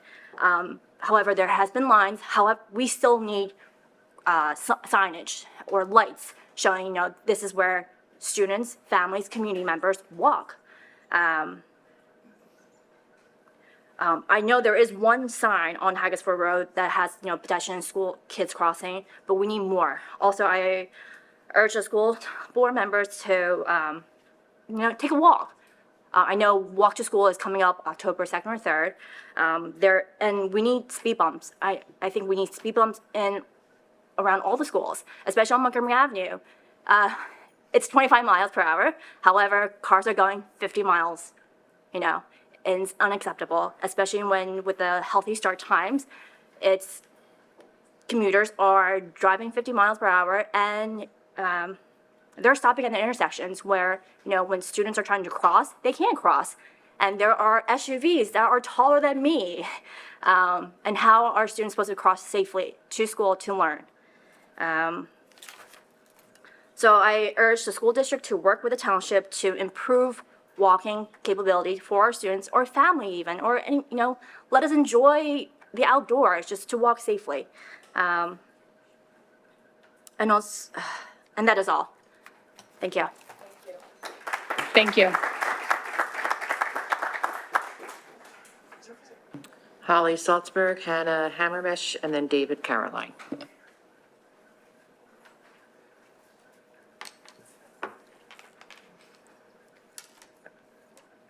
Hi, I'm Holly, and I'm on the board of the Jewish Family Association.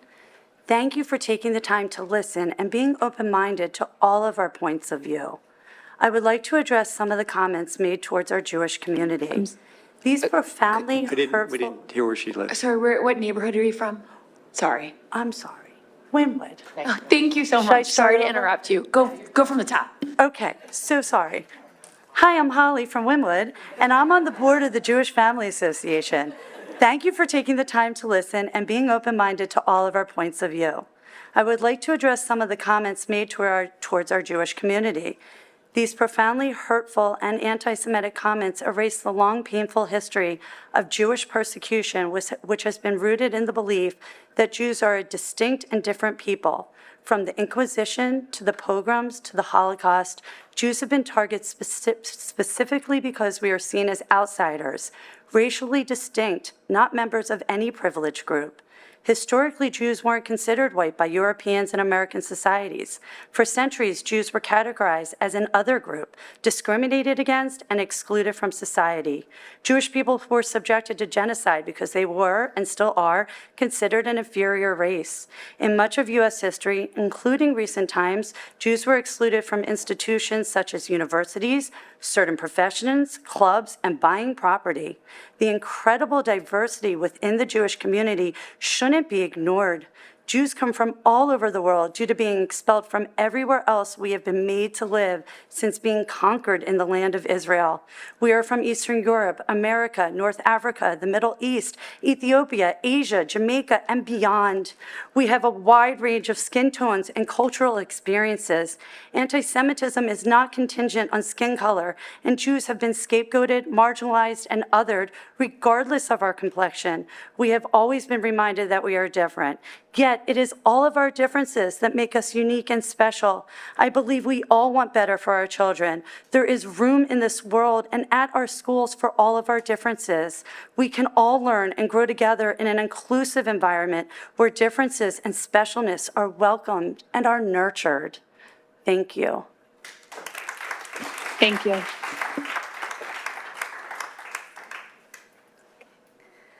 My name is Hannah Hammerresh, and I live in Ballackinwood. I am a licensed clinical psychologist, and I work as a school psychologist for the Upper Darby School District. I have also been on the equity team for my elementary school for several years. I would like to first say that an equity policy is about giving kids what they need, not giving kids to kids equally, and it is about diversity and inclusion. And the people writing this policy need to be committed to listening, to being curious about different people, to be respectful of how students recognize themselves, and recognize that not all students who share a superficial characteristic share the same experiences. And I want to share that in a different political climate several years ago, my son transferred from a Jewish day school to Kinwood Elementary School, and he had beyond the best experience that we ever could have hoped for. He was so supported, he was so included, his needs were 100% accommodated without any kind of issue.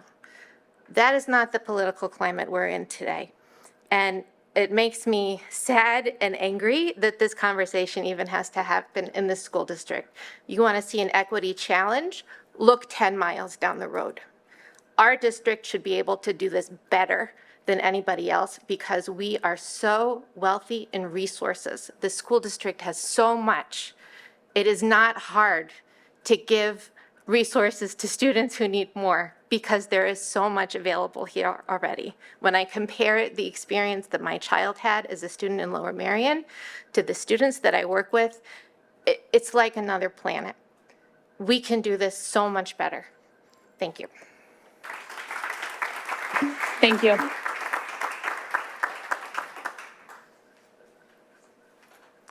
Hi, David Caroline, Marion Station. We should all be focused on our kids, as Curry said. And, you know, my question is, well, first, I want to say to Ms. Garrison, I addressed you on the phone. It's nice to see you in person. That I want to give my, my, not apologies, but I'm very sorry to hear that you were subjected to online threats or intimidation, and your family especially, and it's despicable and uncalled for, and nobody should go through that. You are a public servant, and you deserve more respect than that.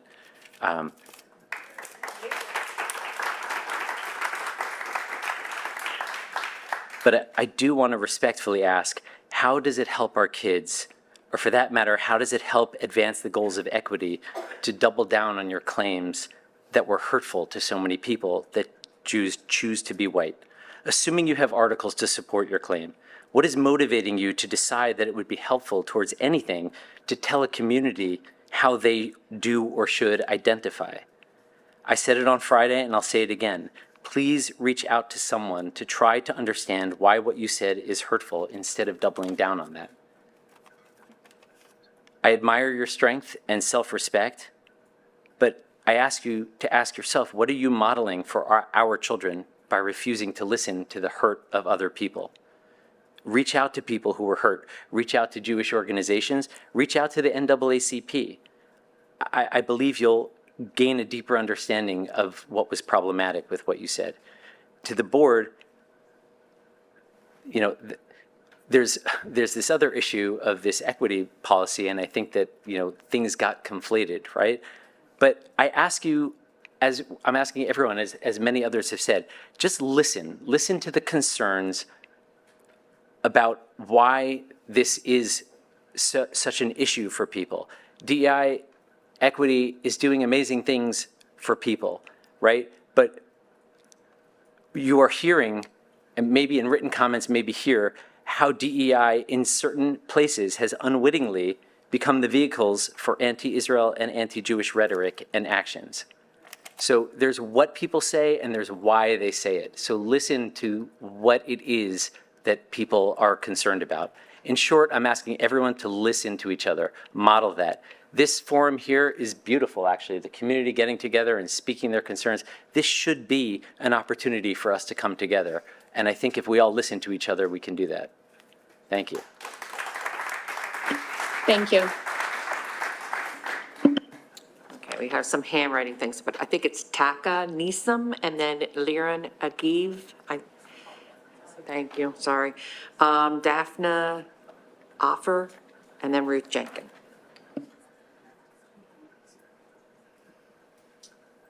Hi, I'm Talia Nassim. I am in Ardmore. As I am standing before you this evening, you're probably noticing the color of my skin. Most would assume that I am white, and that is because I am. My husband, however, is half Kurdish and half Iraqi. When my eldest was born, he came out with dark features, dark brown eyes and hair, and a tan complexion. My middle came with blonde hair and blue eyes, and my youngest came with a combination of both. So how can we generalize the color of Jewish people as white for the entire United States when the theory doesn't even hold true at my dinner table? My children are the same bloodline and yet look nothing alike. Jewish people are the same. The reality is that we have been forced into exile so many times and for so long that some of us no longer appear to come from our homeland of Israel. This is why we are such an anomaly. You can't pin the Jewish people into one race. We exist in all of them. When I speak up for Jews, I am not speaking against others. I will speak up for anyone who does not have a voice. And the truth is that in this current climate, it is the Jewish community that has no voice. This is why the curriculum we have been working so hard on this past year is so important. I'd like to take what has happened here as an opportunity to educate and reconnect, to find understanding within one another, and to move forward united. Thank you. Thank you.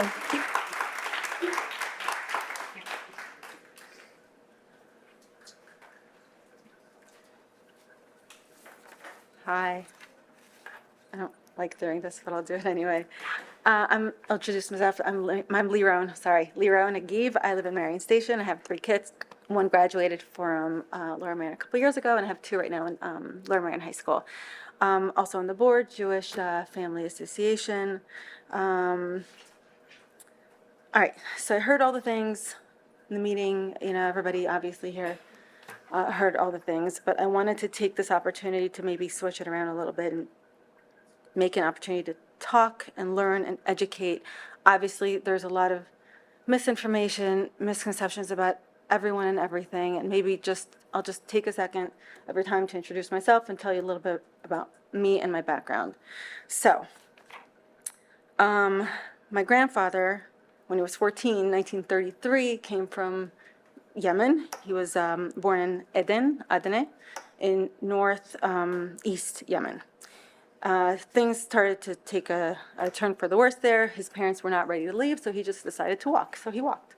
He walked all the way somewhere, and then he was robbed and he didn't have money. Somebody took mercy, took him on a boat, ended up in Port Said in Egypt. Then somebody took mercy on him, got him on a boat, went to Jaffa, went to Israel. My grandmother, who was born in Sana'a, West Yemen, left in 1935, went to Israel with all her family because there was pogroms, people were killing Jews, blah, blah. My grandfather laid brick, my grandmother washed clothes. And then they met, got married, 10 kids later. This is them, just for fun. husband's family from Tunis, from Libya, North Africa. Family fled in the 20s, 30s, killing Jews, pogroms, all that. They went to Italy. From there, they went to Israel. Skip forward a few generations later, my kids, we're in America now, all that. My kids and I look white. We're Jewish. You wouldn't know anything about me except that I look, white. I don't have a box anywhere that checks off what I am, where I'm from, what I belong to, whatnot. And in some ways, good or bad, I don't need a box. I'm so much more than a box. There's so much more about me that no one here knows. I welcome the opportunity for anyone here who wants to know a little bit more about Judaism, Jews, where, how, what we look like, what ethnicity. Just talk. I'm here, happy, answer questions. Just let's learn, let's dive into this. Let's all be one. That was it, but a little off script. It looks like some of us here. Is that it? Thank you. No time remaining. Darn it.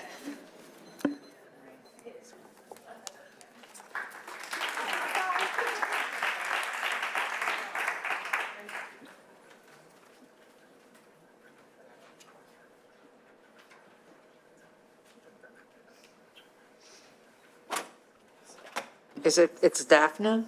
She's no longer here. Ruth Jenkins, then Ken, Verbinski? yeah, I think so. The printing is terrible. Seems like we need to add penmanship Your into the printing is community terrible. curriculum, right? Worst subject. Ruth Jenkins from Wynwood. I did bring the Lorax tonight to say thank you for saving the trees.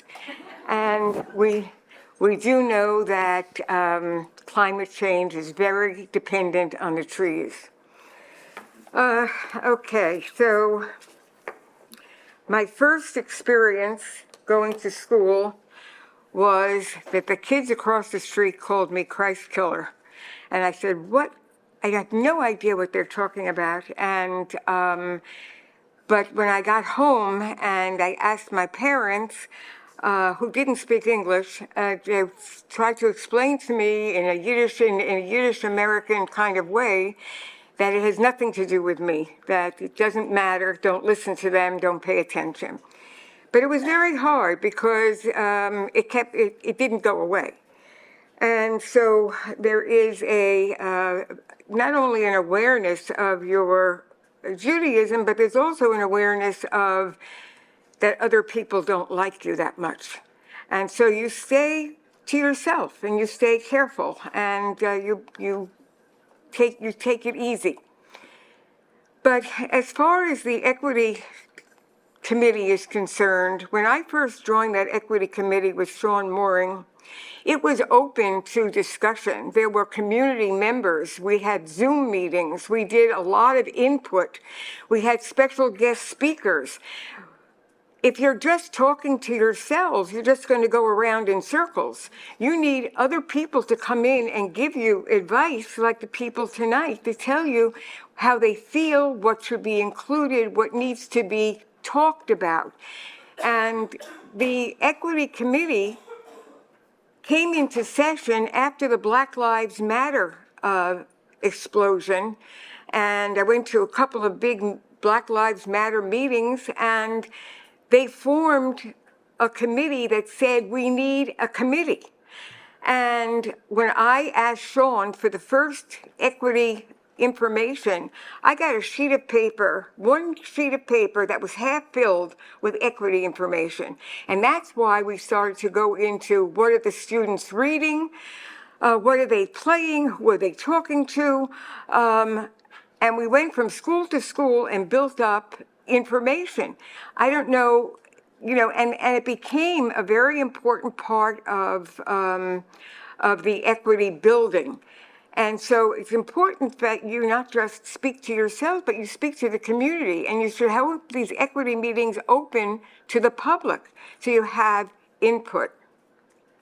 One more thing before I leave is the full-day kindergarten, which again is an equity issue. And I've been fighting for full-day kindergarten for over 25 years. but I have no time remaining. So I'll take my Lorax and leave. Thank you. Okay, Ken K, and then Dion Vigilance, Marlene Melstein, and Adrian Seltzer. One verse before.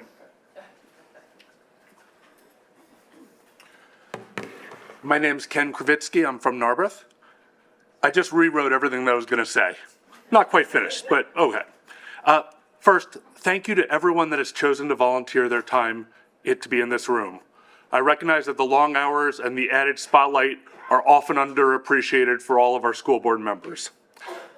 Kimberly, I am sorry that you've been personally attacked and your family has been attacked. Regardless of differences, this is not appropriate. This is not acceptable from anyone. There's so much pain in this room right now. I'm hearing it from people that are genuinely concerned about the access and outcomes differentials for our students of color. I'm hearing it from members of the Jewish community that have spent the last years wondering why discrimination against them does not seem to matter. For me, much of the conversation about whether Jews are white or not is irrelevant. I clearly am white, or pass as white, however we want to define it. I also know, and I walk around wearing a kippah many times, that depending on where I walk or who I walk by, I'm seen as someone that is a threat to whiteness. It is one of the interesting things about being Jewish in today's day and age. But there is no doubt that I have white privilege when I walk around. For me, much of the conversation about whether Jews are white or not, though, is irrelevant. If we are talking about equity, being each person receiving what they need, I'm not sure that anyone is currently getting it. For my needs, I need to hear that I matter as a Jew, that my kids matter. The comments focusing on Jews being white give the message that even though the equity policy talks about historically marginalized communities, that because Jews are white, they aren't really included. It's the difference between the written word and the commentary. I am in favor of the written word. There is so much work we need to do to increase equity in our community, our local community, our larger community. The commentary, less so. Of course, everything can be edited, and overall the policy is good. So, I'll just end, because as I said, I was in the middle of rewriting this whole thing. But in the Jewish community, the high holidays are coming up. One of the central themes of the high holidays is teshuvah, repentance, and taking a real stock of yourself and your community. I think for many of us, it is an opportunity to try to attribute good intent to others, to forgive others, to think about how we can all do our best to improve ourselves and our community around us, because it is sorely needed right now. And sadly, I have not seen a more diverse group in Lower Merion in ever. So there's opportunities potentially from this room to create conversations and dialogue.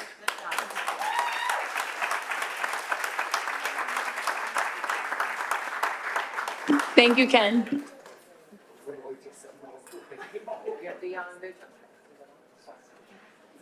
Dion Vigilance, then Marlene Milstein, and Adrian Seltzer.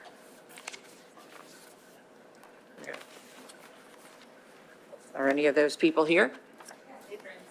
Okay, sorry, I have a block. Sorry, sorry, you're good.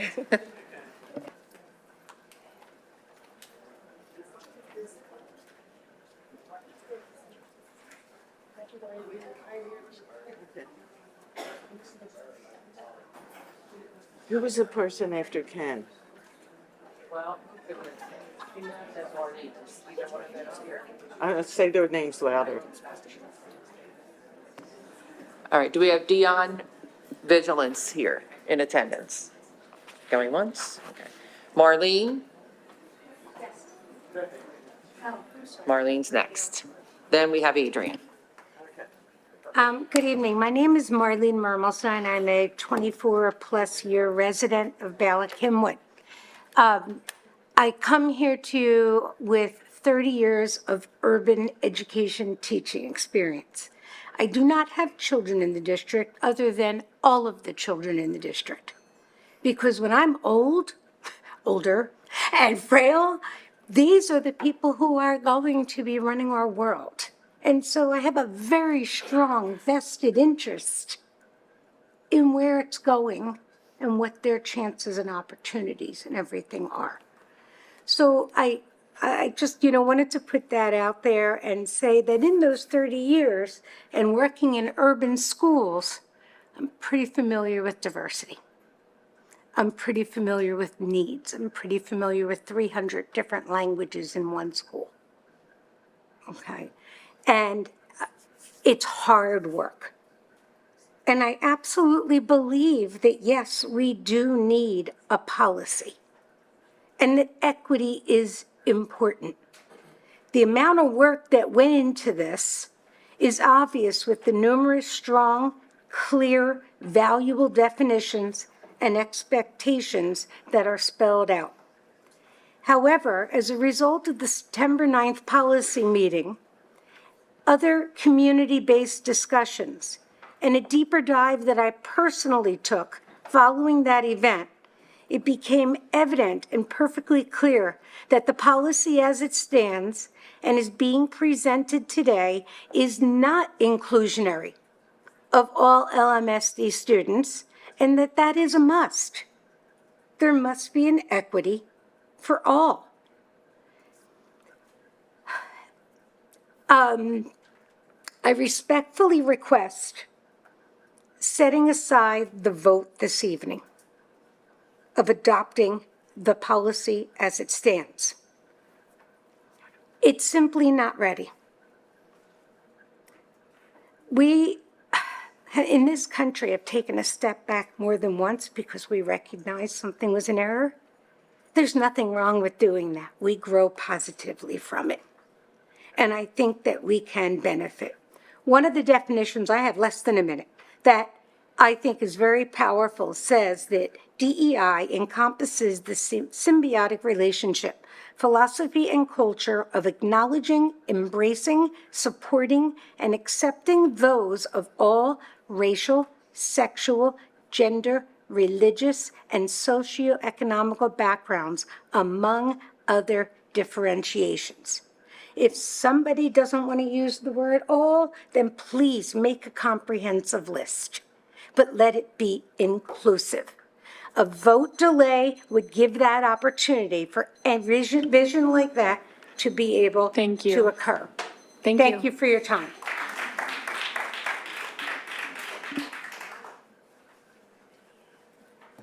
Hello, Adrian Seltzer, Winwood.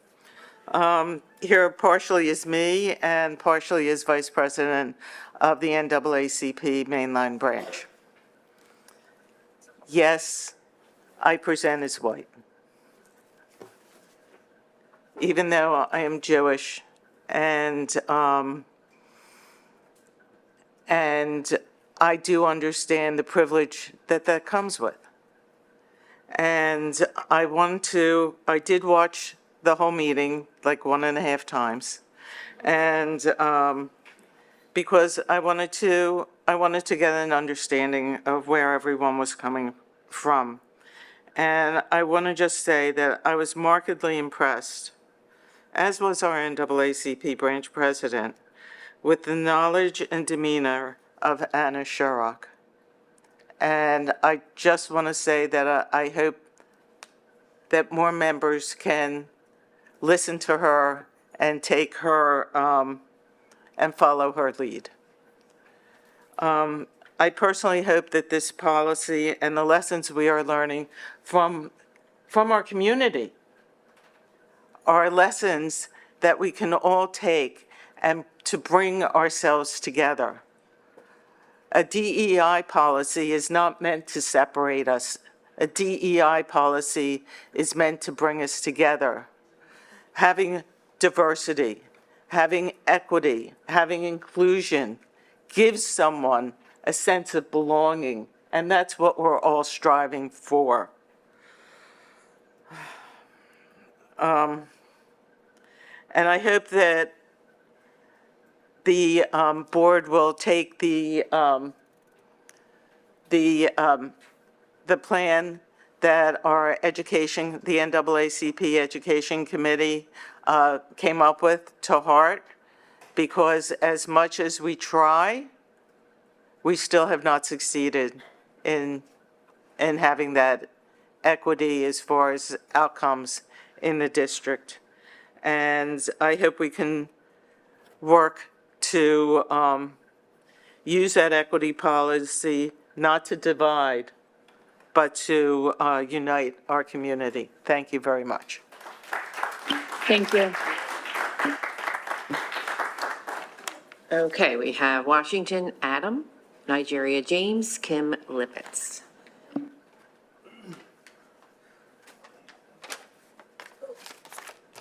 Good evening. My name is Adam Washington. I'm from Ardmore. Many of y'all know me as coach. I train all of your children, including the one that was in pit attacked that night, Asher Goodwin, and called me to thank me for saving his life, what I taught him. After listening to the full hour and 46-minute meeting that transpired on 9/6, I felt that it was my duty as a parent to be here. My son is a product of me. I come from a unique situation. My father, a black man, was born in 1947 in Cairo, Georgia, and was forced to work a cotton field. My mother was born Diane Friedman in Chester, PA, and was raised Jewish. My great-grandmother had a number on her arm and faced genocide. I feel like all my life I have witnessed discrimination, and all my life I have advocated for those who are too scared to stand up for themselves. I share this with you because while watching the recording of the last meeting on 9/6, or the meeting before, sorry, I found myself attempting to see both sides with trying to have an open bias, non-biased mind. When it was over, here's what I was left with.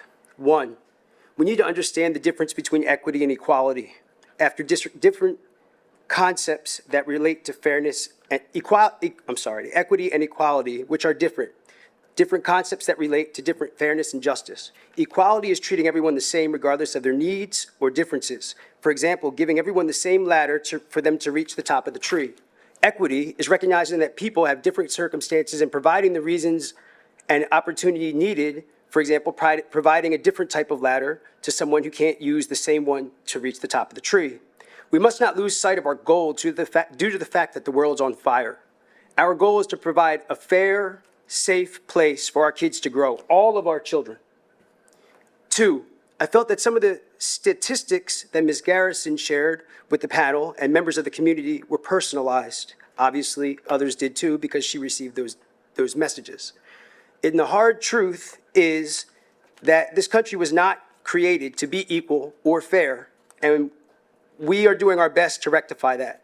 We all know that it will not happen unless we tear up the Constitution and we rewrite it. That's not going to happen.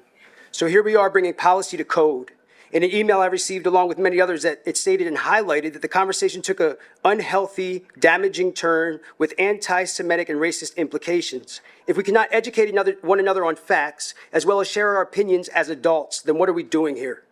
DEI is important, as important as the equity piece of it.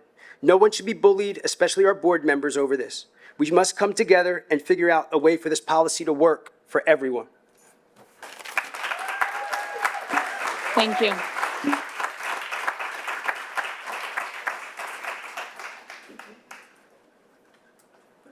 Good evening. Whew, so much has been said. My name is Nigeria James. I am a resident of Wynwood. I am, first of all, thankful for all of you for serving. I thank you all for giving consideration to the policy. I am kind of, although I prepared something, I have been moved by the meeting because I speak on behalf of Black children in the district. I have two myself. I came here from LA 10 years ago, in December 2010. And I was told and warned about the achievement gap back then. My oldest is now a junior in college. My youngest will be graduating from the district in June. And unfortunately, I cannot say that the achievement gap has really changed in those 10 years. I have not seen the data, but I know the need of Black children here.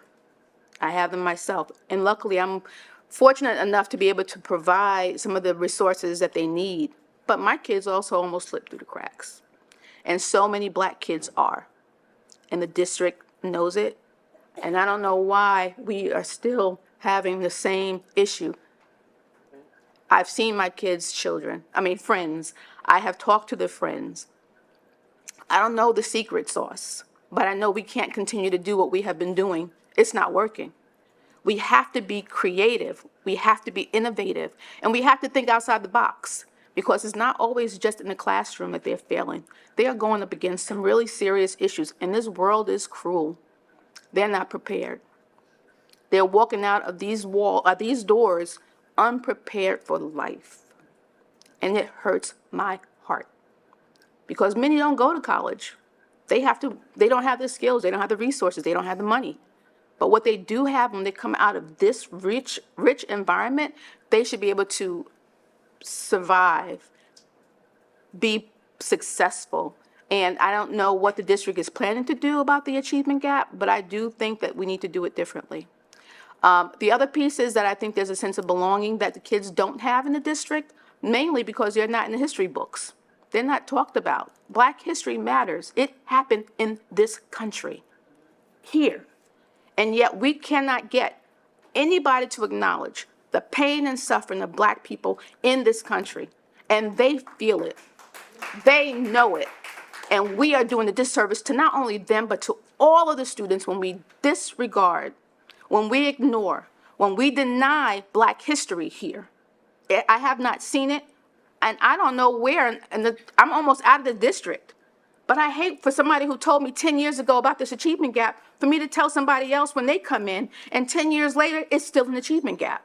So we have to be serious about the work that we're going to do if we're really serious about making a change for Black students and any student who's not doing well academically. Thank you. Thank you. Kim Lippitz, Regine St. Germain, and Risa Murphy, then David Sachs. Hello, Kim Lippitz. I live in Narberth. I wasn't going to talk. I don't have anything prepared. One thing that came to me when I was standing here and listening to everyone, and this has been a painful 11 months for many of us. This has been a really difficult week and a half to 2 weeks for many of us, having seen the 9/6 meeting.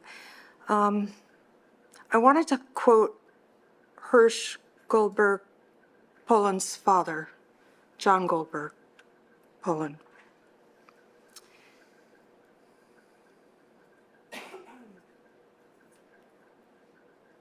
In a competition of pain, there are no winners. In a competition of pain, there are no winners. The Jewish community and the Black community have historically stood together. Many in the Jewish community feel abandoned. I feel abandoned. Kimberly, you and I are friends. I felt abandoned by you, and I hope that you can hear that. Our communities share not a collective trauma, but we share trauma. Both of our communities share trauma. I think Jews are feeling, I'm not going to speak for other people, I'm going to stay in my lane. The way I'm feeling is abandoned. I'm not feeling heard, I'm not feeling seen. Where do I fit in DEI? That's a legitimate question to ask. Everyone should be asking that. Not just the Jewish people, everyone. So again, I wasn't going to speak. I felt like I had to be here. There's a lot of pain, and in a competition of pain, there are no winners. Thank you.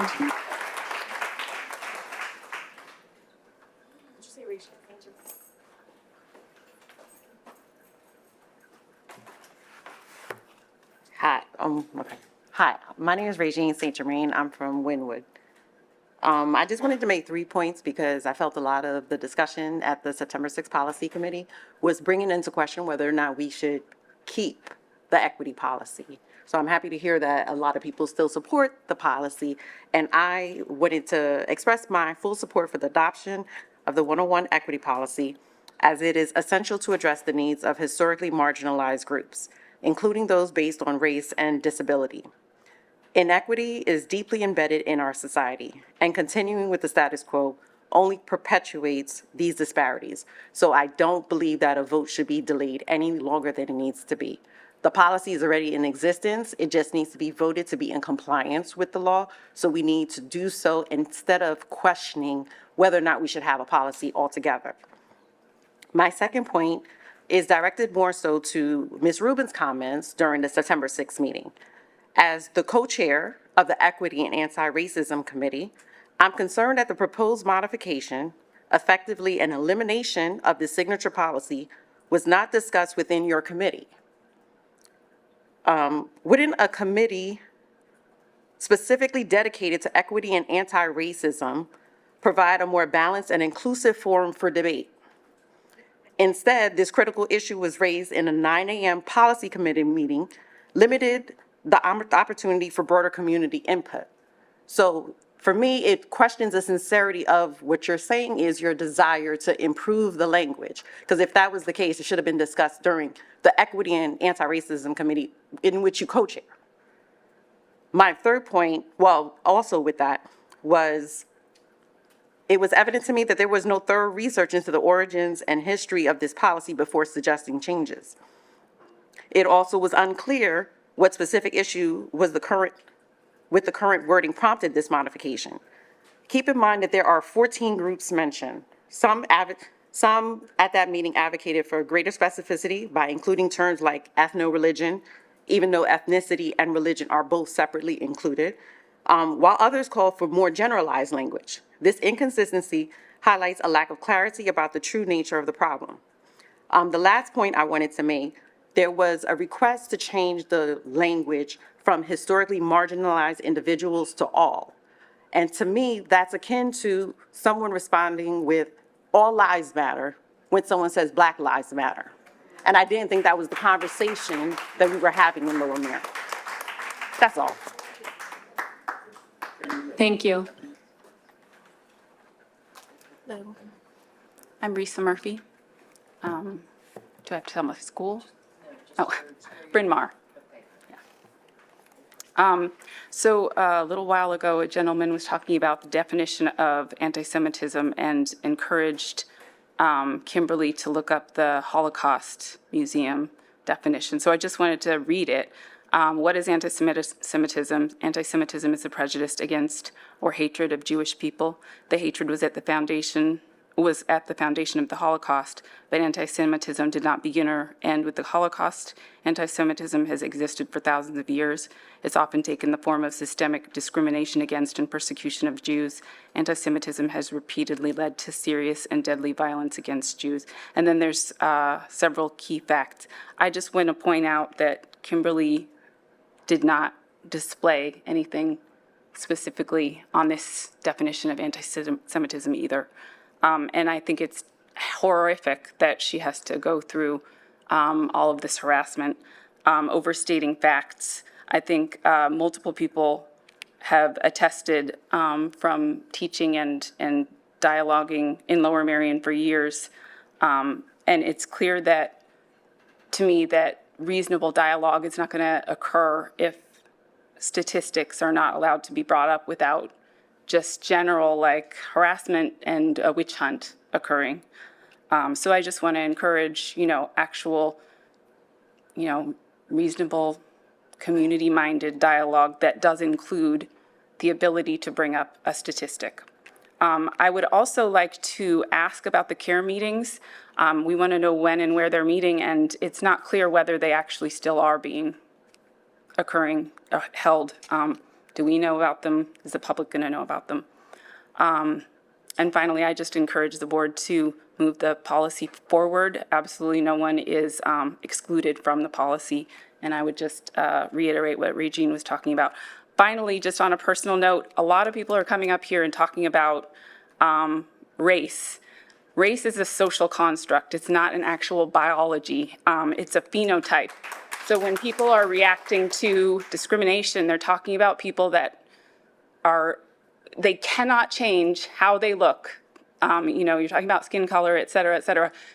There's many different things that people judge you upon, but the point is that Black people historically in this country, except for the people that have passed, which is a very small minority, have been judged upon things that they absolutely cannot change. And I just wanted to point that out because it's been brought up a lot.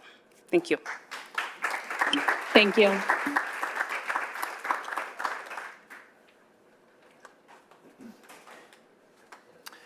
Hi, my name is David Sachs. I live in Balkenwood, and I'm a prospective parent. I wasn't originally planning on speaking, but after hearing Ms. Garrison's comments again today, I felt that I needed to. I first want to express gratitude to everyone on the school board for dedicating themselves to this community. And I want to express my deep sympathy, Ms. Garrison, that you were subject to harassment. And to anyone else on the board that may have been subject to harassment, our community is better than this. I walked into this room and would have thought that we all share the same common value, that we should teach our children that everyone has the right to explore who they are for themselves and define for themselves who they are. Ms. Garrison, the fact that you felt the need to make an assertion defining the Jewish community violated that value. Now, you based it on a study that you read, on your interpretation of that study and on your experience, and you were mistaken. That's okay. Everyone makes mistakes. You believe that the majority of Jewish people define a specific way, and I would venture to guess that in the last 2 weeks, you've heard from constituents in the community that they don't feel that way. That should be all the proof you need to know that that is not true. The fact that you felt the need to come today and reiterate this same claim is upsetting and feels like it violated that value. You're a representative of this community, and so I'd encourage you, as others have, to listen to the community, to respect and share the value that all children should be encouraged to identify who they are for themselves and to explore that for themselves. Thank you. Thank you. And that's the end of the in-person comments. Okay, Solicitor Ruse, would you like to read the online comments? Yes, there are approximately 12. I'm going to read them as best as I can in order, but many people commented multiple times in different places. So, Michelle McGill, Bala-Cynwyd, I am in complete support of the revised equity policy discussed at the September 6th meeting. I urge the board to retain this policy as it is driven by longstanding data concerning historically marginalized individuals.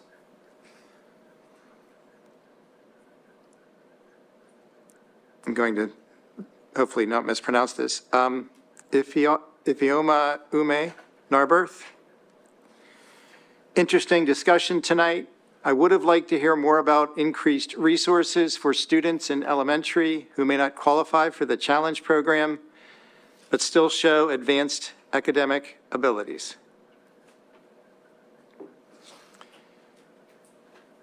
Alexander Konoff O'Neill, Wynwood. Watching the policy meeting left me with many thoughts and feelings, but after hearing the comments tonight, in addition to that meeting, I want to say one thing. This is something we need to acknowledge as adults and model for our children. If you are not Jewish, you do not get to tell Jewish people what is or is not anti-Semitic. That is just as true as it is for any group of people.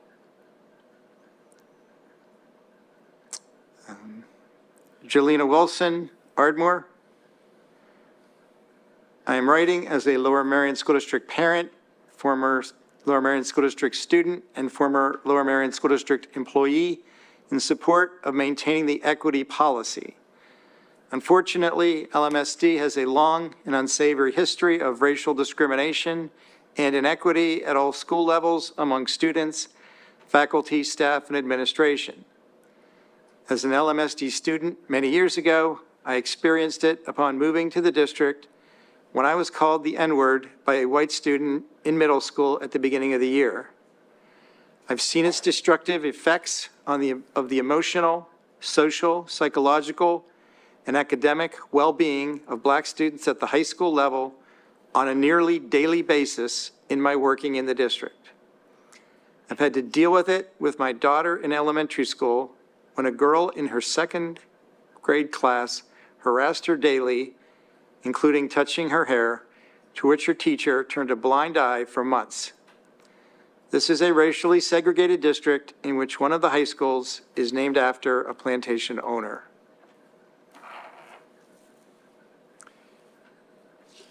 Jamie Baseman, Ardmore. Thank you to Dr. Sautner for quoting me at the beginning of the meeting. I wrote a letter to the board that I was planning to share. Instead, after listening to Kimberly Garrison quadruple down, instead of displaying any reflection or humility, instead of defending her concerns as I was prepared to do, I am now asking that she immediately step down from the board. On an unrelated note, but related to equity, I am concerned that the kindergarten program is emphasizing eye contact to the detriment of the district's autistic students. Please do better. Support Black students, support Jewish students, and show some empathy for your neighbors and community members. Thank you. Sarah Lowe, Villanova. Jews in America, like those throughout the world, forced into the diaspora, as well as Jews in Israel, come in all shapes and colors.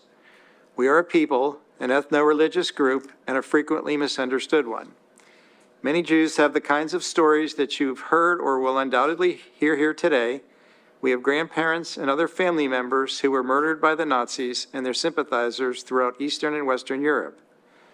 Others fled or were expelled Iran or Iraq or other fundamentalist regimes throughout the Middle East. My great-grandparents were fortunate enough to have fled Europe before the Holocaust and came to America as refugees from the persecution and pogroms of Eastern Europe before America and many countries around the world closed their doors to Jewish would-be refugees from the Nazis.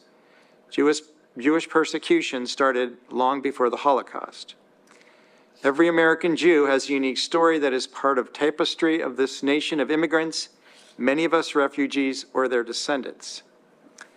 As a young man, my grandfather volunteered as a paratrooper and fought the Nazis throughout Europe and North Africa, risking his life again and again.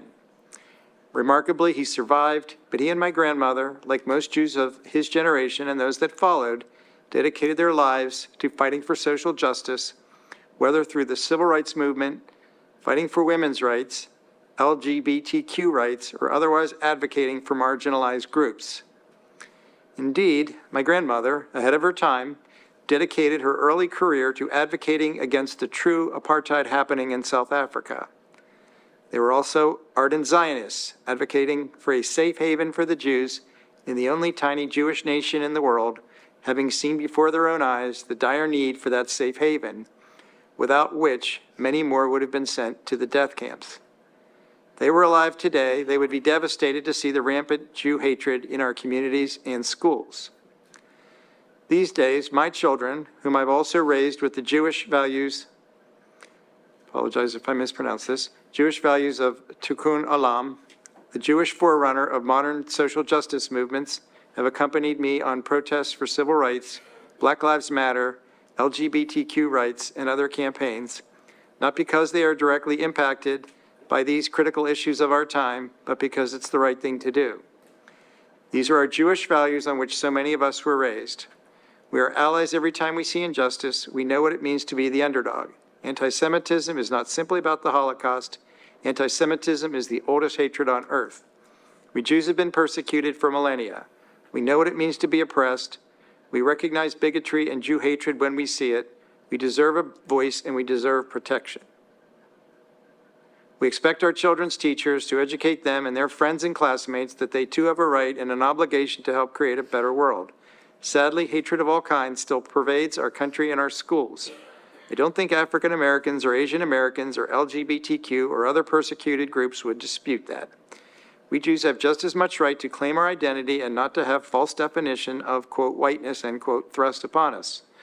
We will not stop advocating for the true history of the State of Israel and of modern Jewry to be taught in our schools.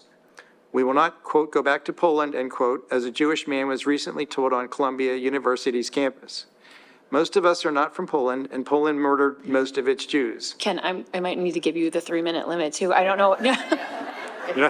I didn't know, I would have timed it. I'm sorry, there's usually like a word count on there, but I feel like it's over. There's two more. I'm very sorry. Okay, sorry, finish. Most of us are not from Poland, and Poland murdered most of its Jews. In classrooms across the country, we are seeing a false narrative about our heritage and about the history of our Jewish homeland. Schools have an obligation to refute the lies and indoctrination and to teach our kids, and sometimes their teachers, that the truth matters. Okay. Yarlev, Marion Station. I have much to say about the anti-Semitic words and comments made by Board Member Garrison last week. I sent an email describing the personal experiences of my blue-eyed, fair-skinned family members who were murdered in the Holocaust because they were, quote, not white enough. I also shared the story of my sister's husband, an Arab Jewish Yemenite with dark skin, and their children who in no way fit the labels of, quote, white.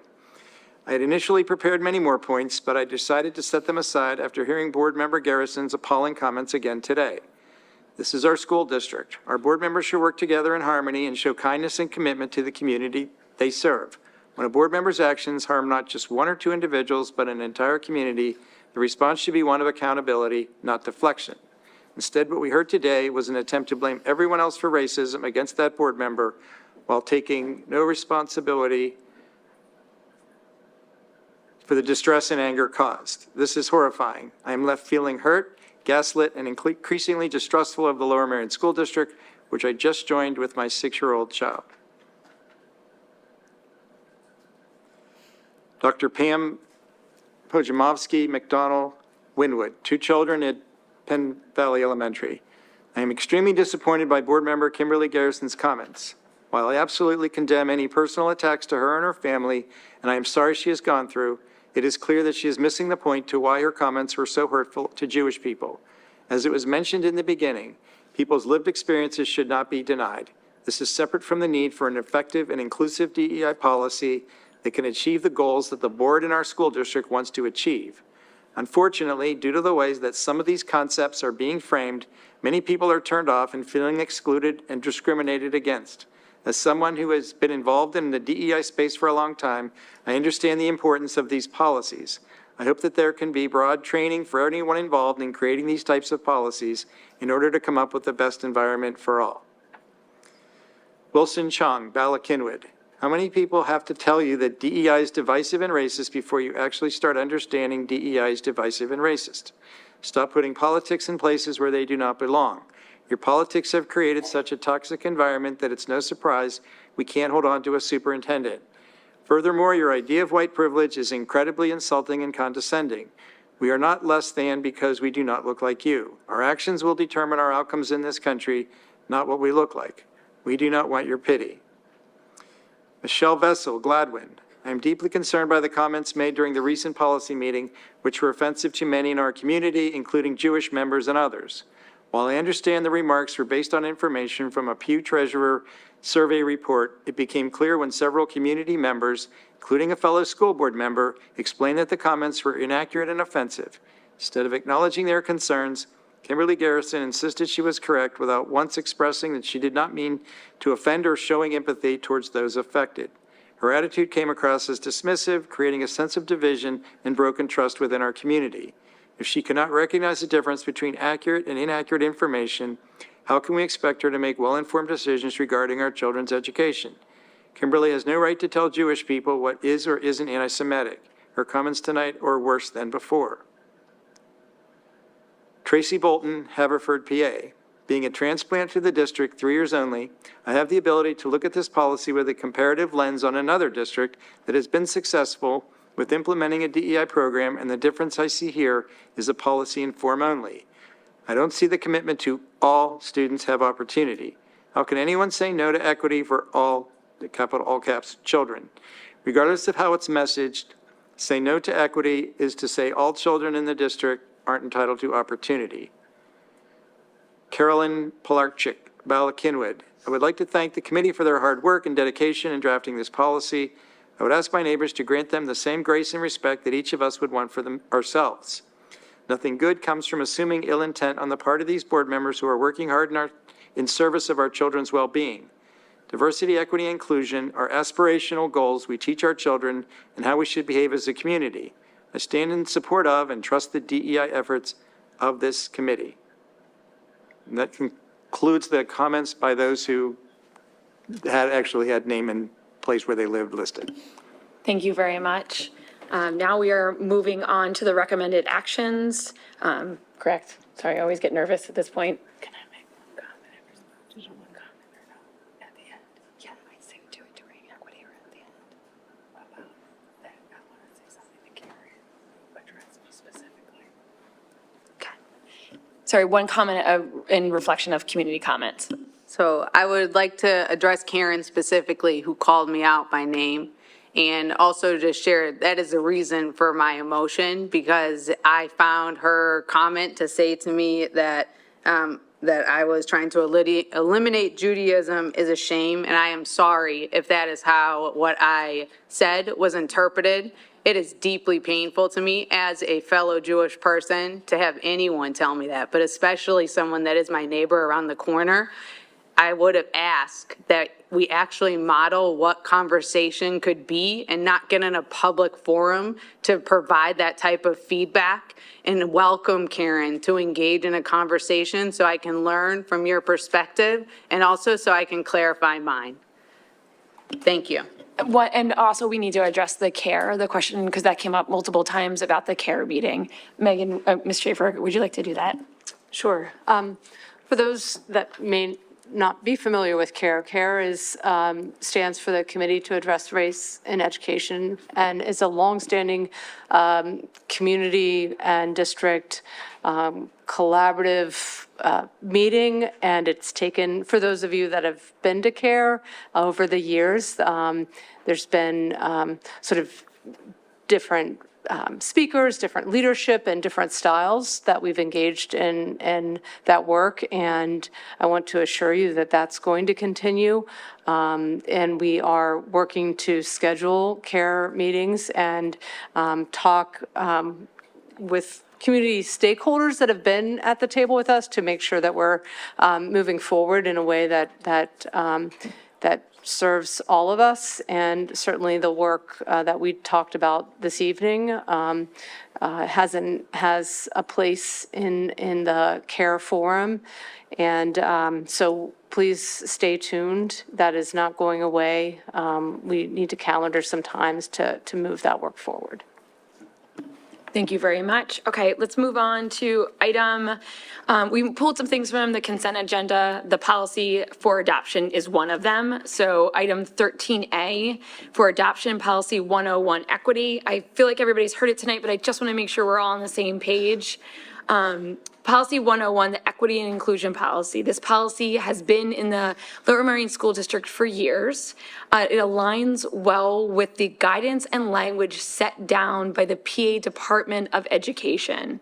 It was last formally discussed in 2021 and is being brought up now to adjust and vote on small changes to ensure that the compliance with the recent Supreme Court case, Students for a Fair Admissions decision, is in alignment, and that we and our policy is still in alignment with the Supreme Court and the Constitution. We have not ripped it up yet, just to be clear, sorry. With guidance from the school district's legal counsel, the policy committee has been reviewing the policy for recommendations to the board since spring of 2024. So this has been a conversation at the policy committee since spring. Solicitor Ruse, would you mind walking through the edits that the policy committee has made to date? I certainly would, not mine. Essentially, and just a little bit of background, the Students for Fair Admissions case that President Sotner mentioned, this was the case where the Supreme Court held that race in and of itself as a deciding factor for college admissions is an invalid practice under the Equal Protection Clause of the 14th Amendment. And it held that admissions programs for, in that case, Harvard and North Carolina, lack sufficiently focused and measurable objectives warranting the use of race. They unavoidably employ race in a negative manner involving racial stereotyping and lack meaningful endpoints violating the Equal Protection Clause. The court did hold, however, that nothing in the opinion should be construed as prohibiting universities from considering an applicant's discussion of how race affected his or her life, be it through discrimination, inspiration, or otherwise. And this was also, the Department of Justice reiterated that court stance, and that said that schools can continue to use strategies that remove barriers and expand opportunity for all. Consequently, the equity policy that is, and really at this point, we are focusing on the revisions were to the purpose section of the equity policy, and I would particularly point to the paragraph number 4 revisions, where they talk about the district's commission, instead of ensuring barriers are eliminated, reducing and where possible, eliminating barriers on behalf of students who may, or employees or families who may have historically experienced opportunity or achievement gap due to factors such as race, color, ethnicity, national origin, language, immigration status, socioeconomic status. Then for the rest of the policies, anyone to read. And it was also in that light of that social and historical concept and within what the law permits that the board was authorizing the superintendent to designate or to develop regulations. This is all done in order to make sure that the equity policy could not be misconstrued as supporting the exclusion of any student on the basis of race or other protected characteristics. Thank you very much. We're having a little technical difficulty, or we would be showing the edits on screen, but they are in board docs. So if you want to look at what the strikes are in that document, you can see directly. Do I have a motion? Motion. So moved. Or second. Could you? Whichever we need. Okay. I'll clarify. Do I have a motion to approve the policy with the recommended edits that came from the policy committee? So moved. Second. Discussion. Anybody have discussion points, questions? I don't need to talk for long. We've all been here a long time and everybody said some really valuable things. As the PSBA has helpfully reminded me, I have been sitting on this board for the last 5 years, and I have been on the equity committee from its inception. I was one of the original chairs with Sean. I don't know if I was one of the original chairs. I was on the committee with Sean and I chaired it at some point, and have spent a lot of time thinking about this and thinking about individual words. And to my mind, as someone who believes deeply in equity and specifically racial equity and all of the things that are really listed out there, I also, and as a Jewish person, I also see myself reflected as one of these people that are included explicitly by these. So me personally, I think it is exceptionally well-written and will only serve our district and our students and our community well. Thank you. Any other discussion or questions? Okay, then I'll throw in there, I would like to approve the policy with an amendment to the accepting the edits from the policy committee with an amendment to remove the terms of glossary. I find them problematic. I find them problematic because of the law. And I think they get us into a little bit of an issue that could come into play in future iterations. So I would like to amend this. I have to be seconded or agreed upon and seconded to amend it. Second. Thank you. Or Okay. fifth, So whatever. I'll reiterate it. Dr. Roos, Solicitor Roos, whatever your title is, and you can confirm. We will approve the policy with the recommended changes from the policy committee and additionally removing the glossary of terms. So to be clear, then you need first a vote on the motion to amend, whether you're amending the policy, and then assuming that passes, then you need a vote on the amended motion. Got it. So first, do I have a vote on accepting the policy with the edits from the policy committee? We did that already. Sorry, Ken, I lost it. What did I do? You have made a motion to amend Yep. the original motion, which was, in your motion to amend, is to accept the edited version from the policy committee with the exception but to eliminate the glossary.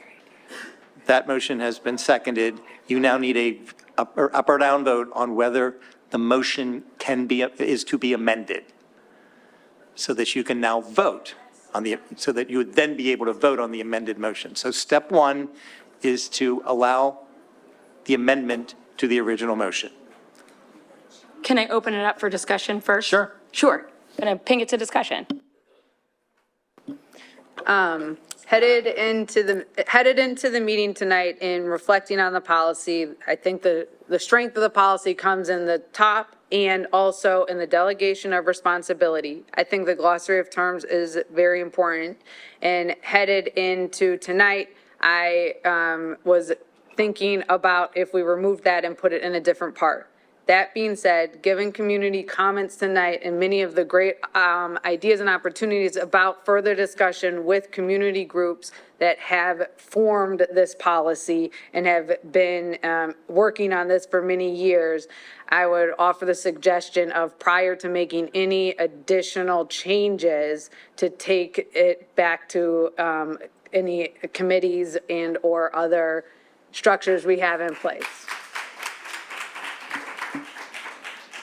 I like that because I do really appreciate community conversations in that. What I'm concerned about, and Solicitor Ruse, I would really like to gauge in here, is when we leave those definitions within the policy, we set ourselves up for being at risk for a lawsuit. That's what I'm concerned about with the language being directly in the policy. I think the top of the policy and the ARs are strong, and delegations and responsibilities, thank you, are strong. I'm concerned about that language just leaving us open.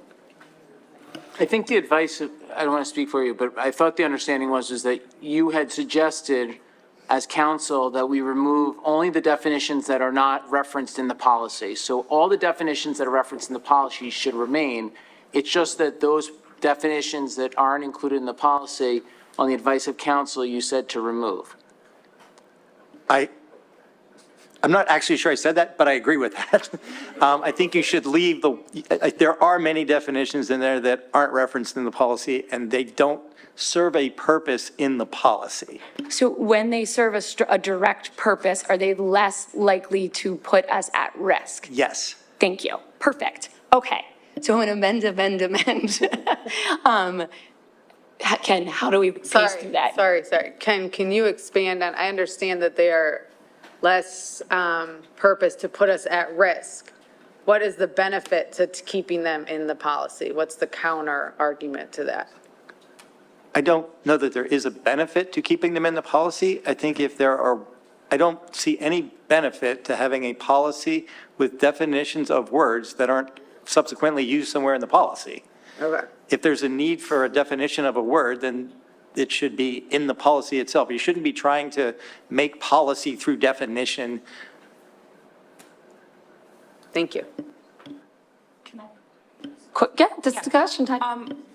I certainly would not be in favor of removing the entire glossary section purely because over the years of developing this policy, that has been the number one feedback I have received about this policy is how much people like the definitions as part of it and how much background it gave and how much added understanding it provided. And so my thought when you suggested this, if we want to change this, since this wasn't suggested beforehand and we as a board haven't really had much chance to think about it for ourselves, would be to leave the glossary as it has been proposed with the plan to include those definitions somewhere else where they could be easily accessed, but to not take them out of the policy until they're provided somewhere else.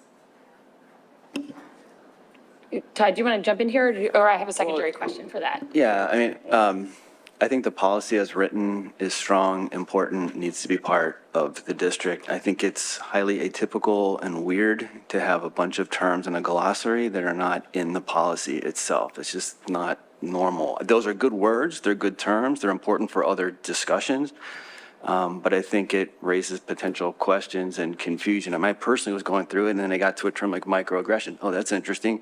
I don't remember reading anything about that in the policy. It's not in the policy. So I would suggest that we take out the terms that are not actually in the policy and leave everything else intact. Yep, go ahead, Mel. One thing that we had a discussion at the meeting was the beginning was the fact that when definitions, where you place them and the context they're in can change the meaning of the definition. So I think removing them and putting them elsewhere, we're in danger of it being misinterpreted. So I would vote for just removal. Oh, sorry, I guess just removal. Entirely, or just removal of words that are not mentioned in the policy? Just not mentioned. Okay. Yeah. Okay, so, and to clarify, we're reflecting a local conversation that has national implications. And national organizations are looking at DEI policies and questioning them. And that puts us at risk of lawsuit. So we want our policies to be reflective of our community and strong and legally stand up in court. And so that's why, somebody asked why, I was like, that's why I'm worried about it and concerned about it not being able to have that kind of Teflon feel to it. So moving forward, I don't even know what to do. I amend what Anna basically suggested with a double amendment. What I understand you to be looking for is a motion to amend the original motion to eliminate all definitions in the glossary that don't otherwise appear elsewhere in the policy. You need a motion, that motion in a second. Okay, so I put forth a motion to amend the original motion to keep all terms in the glossary that are directly connected to the policy. I just said it backwards. But eliminate the rest of them. And eliminate the rest of them. And how's that going to be evaluated? Like, will that be part of a policy discussion? Which ones count as this, or does it have to be? It's in the policy, like, the word is in the policy. Can I just finish my sentence? The rest of my question was, or are we specifically saying words that appear in the text versus words that are implied by the text? Direct. Wait. Sorry. Aren't you violating the sunshine? Hang on. We're not violating sunshine laws because we're having this discussion in public. I was saying direct language. Excuse me. No, we're following Robert's rules by offering an amendment to a motion that's on the table. I was saying directly in the policy.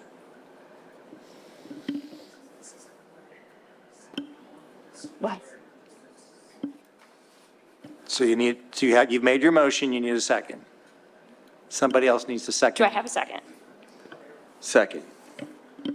Now we're back to discussion. Wait, I have a question. No, that's discussion questions. Now we're back. It loops, that's how we do it. Motion, second motion, then we go back to discussion. So we're really looping around. Then this is following the. Okay, if I'm following Shayna's line of questioning, I think if I'm following, what Shayna's questioning sparked for me is the interpretation in the equity policy, inclusive of the delegation of responsibilities, which articulates the expectations of the administration and what is required in the administration regulations, does not articulate currently some of the definitions that are inherent in how you would implement the equity policy. And so some terms and or experiences that could be presented to the district in saying, I experienced, for example, if I said my student experienced a microaggression, if that's not defined in the equity policy, is the district still responsible for responding to that concern brought forth by a family? Yes. Yes, it doesn't, what I'm recommending is you don't define a term that isn't subsequently used in the policy, because at that point, you're making policy by definition. I got you, but in the delegation of responsibilities that are in the policy, it doesn't clarify the responsibility of the superintendent or designee to outline what defines a worthwhile complaint. And so in my example of a microaggression, a student or a family could say that they experienced inequity in the form of a microaggression, and said administrative designee or superintendent could say, no, that doesn't count as equity. And so if I'm asking to clarify, is the burden still on the district to adequately investigate and or respond reactively or proactively to a circumstance such as that? Yes, I think so, yes. How so? Because the policy and the accompanying regulation address what, it addresses the, it addresses the district's, the board's policy value in favor of equity. These definitions don't necessarily have to disappear from, you may choose to revise the equity policy, reinsert the definitions that are being removed and mention them in policy. You may choose also that they can be addressed in administrative regulation. The fact that you define a term in a policy and then don't say anywhere else in the policy where that word, fits in as a statement of policy, it's like you've got to, it's out there on an island. There's nowhere for it to go except to possibly and potentially be misinterpreted by somebody who wants to challenge the policy. Exactly, and makes the policy up for legal weakness. And again, you're writing a policy with the values and the beliefs that you have to say, we put forth as a district that we believe in this. And now will hold our school, our system, every employee, and ourselves accountable to these beliefs. And the question I have counter to that is, then how long does the list have to be to ensure that it's always measurable? Because the flip side of that is, so we leave some of these words in here, and the opposite is saying, if you don't put the definition in, it's not held accountable, and that's not true. A policy says, this is the beliefs, and we are empowering the district to do the work to make it happen, and not leaving things out in an island by themselves to be wrongfully interpreted. Well said. Thank you. Okay. Any other discussions or comments? Sarah? Just a thought regarding the definitions. Does it make more sense, rather than removing some, moving it around, to place the definitions into the AR, which is typically where the details of a policy lie and how we go about implementing the policy, rather than in the policy itself, which is typically more generalized? This is our policy. The AR is, how are we going to do the policy? So would that make more sense to just move them from policy to AR? Absolutely, but technically the ARs, it is like a great best practice that we do in our district, that administration shares the ARs with the board, but technically, correct me if I'm wrong, the ARs are not required to be shared with us. So there's some nuance, and if the intent of the board is to see the definitions, if it's not written in the policy, unless we input other accountability measures, it's not a requirement of the administration to do in written policy. Could we make that as part of our motion, that we bump the AR, the appropriate ARs, to next month's policy committee with the intention of adding any definitions that are removed from the policy to the AR in a really timely manner? Absolutely, and you don't need to make that part of the motion either. That can just be a sense that that can just be a direction you're giving to the administration. Got it. So, and a question, Ken. We pass the policy, whatever, regardless of what we do with the glossary at this point, we'll figure out the amendment. At what point in time could and how many board members would it take to come back and say, we made a mistake, we want to add this, or we made a mistake, we wanted to remove this? What is the timeliness, and how many board members would it take to bring it back to the policy table for this work? It could be any number of board members. Any board member can make a request that something be revisited. And the discussion that I heard at the policy committee was that there was every intention of revisiting this policy as a whole, as well as the accompanying regulations. So I think that commitment has already been made. Thank you. So we can always, at any point in time, bring it back to the table. Excellent. That's for all policies, not just one. Is there any question in the glossary, do you think, and I'm sorry to make you do this because I know lawyers hate to do this, but I'm going to do it to you anyway. What would be the level of risk of the glossary at this time? Could we amend with the level that we need to amend today to make it legally bound against the constitutional case, and then move it right back to policy committee to review the glossary? Back to Anna's first comment. Sorry, it took me a while to get there. I'm sorry, just to make sure I heard you, are you asking me, can we just? Is the policy at risk if it sits with the term of glossary, but with the amendments that we make today on just the base edits to the policy to be in line with the court case? Does that put us at a high enough risk that we should change the glossary now, or can we wait 30 days? I think you can wait 30 days.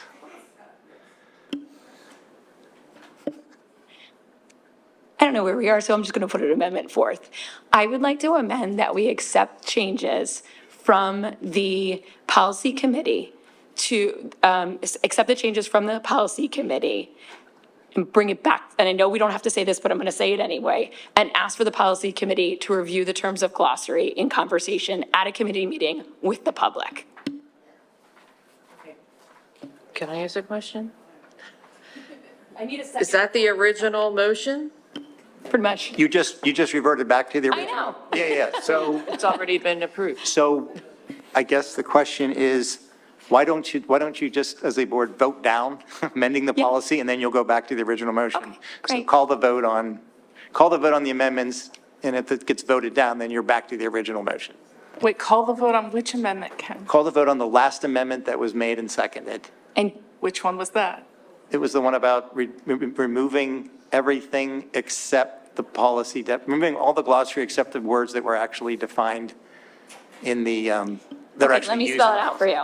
We all vote no. It goes back to- Exactly. If you all vote no, it goes back to the original vote.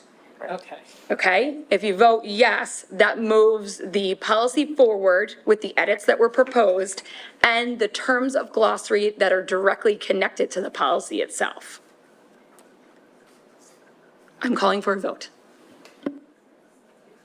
So Yep, I'll say it one more time, just so everybody's clear. If the board says no to this vote, it will mean that we go back to the original amendment at hand, which is accepting the policy, the committee changes from the policy committee, keeping the glossary. If they vote yes to this vote, it says we accept the policy committee edits, and we are removing the glossary terms that are not directly connected to the policy. Does that make sense to everybody? Let's do a singular vote, people, because this is going to hurt my brain. All in favor and then opposed. All in favor? Aye. Yeah, aye. All opposed? Nay? Nay. Sorry, I didn't understand. If you want to keep the glossary, say nay. If you do not want to keep, you only want to keep the glossary words that are directly in the policy, say aye. Which is about half the glossary, just Yep. for reference. Yes. About half of the words, so guys, about half of the words that are in the about half of the words that are in the glossary are actually referenced in the policy. There's another group of terms, which are good terms and are useful for discussions on this topic, but that are not mentioned anywhere in the policy. Which is weird, I think, to have a glossary of terms that aren't referenced in the accompanying document. So I think it makes sense to streamline it, keep it focused, as council has suggested. And this is on the advice of council. This is what should be done. Yes. So Does it? But I also said that I don't see, if you wanted to just leave the glossary alone right now and revisit the whole question in 30 days, So the reason why, Jason, if just to be transparent with you, is if we are not at a high risk, which we're not, to keep those glossary terms in, do we give it the opportunity to go back to the committee so more of the public has an open conversation about it, which is kind of what Adrian was saying. and to provide some reassurance, the amended policy talks about within what the law permits. So we will interpret any definition, in the meantime, in that period 30 of days. time, everything will be interpreted to make sure it complies with the law. So that's all. Thank you. I have a question. So in light of wanting to discuss this with the community and also with, I recognize this is a policy discussion, but with the equity and anti-racism committee as well, is that something that we can kind of bring this as a living document that way so that we get input? The answer is yes, and Megan, Ms. Schaefer said that's what they have done before, so yes, we can. So how does that change the calculus now? If you want to. I have to be honest, I'm really confused. I know, this is hard. This has been very. I know, this is really tricky. Curry, my only concern is listen, I want to engage the community. I think it's important. But my question is whether or not this is yes, we can push it off for another 30 days, but ultimately we hire counsel to advise us on what is legally permissible and what would be the best for the district from a legal perspective. So I have no problem potentially approving the policy, the updated policy, and keep all the terms there. But I think, though, we have to provide counsel with the terms and let counsel remove those that he believes are not legally necessary in the policy or open us up to liability. I mean, that's the reason why we hire counsel, is to have his advice. So I don't care how we do it, but I think ultimately, though, counsel you tell me. I mean, that's what, right? Yes, but I just want to make sure that it's clear to everybody here. I'm not saying I would strike definitions. We may, if the definition is problematic, we may massage or tweak it. I don't want to make it sound like, it's not going to be take this one out. We'll just make sure that everything is read and understood in the context of the applicable law, but also in furtherance of your desired policy objectives. Perfect. So, from my understanding, from your counsel, is that it does not put us in such a dangerous place to keep the glossary at this time. Correct. And so my original worry was that it would make the policy that we approved tonight to be in alignment with the court case weak. And that is not the case as long as we move on it with post haste. Correct. Thank you. Sorry for the legal rigmarole on this one, but this is a really important case. This could be a really important case, and we do not want Lower Merion School District to be the centerpiece of a national debate on this. We want to do our work well. We want to do our work strong. So vote any way you want. I'm sorry for all the questioning, but this is an open discussion and dialogue, and I hope you've enjoyed the rabbit hole we've gone down tonight. So I'll reiterate. If you say aye to the last amendment, it will, and can you get me correct, hopefully I get it right, it will accept the policy changes that were discussed in the policy committee meeting that put us in alignment with the Supreme Court case and remove any glossary terms that are not directly connected in the language. That's an aye vote. A nay vote will basically bounce us back to the original amendment, and then we will vote on that, but it will allow us to make the changes from the original policy committee that put us in compliance with the Supreme Court case and for a short time period, or hopefully, yes, a short time period, leave the original glossary, so then we can go to 2 committee meetings and discuss it with the community, tweaks, edit, changes, additions, correct? Yes. Very proud of myself, I'm just gonna say. Okay, so let's have a vote, people, one by one. Who votes aye? Aye.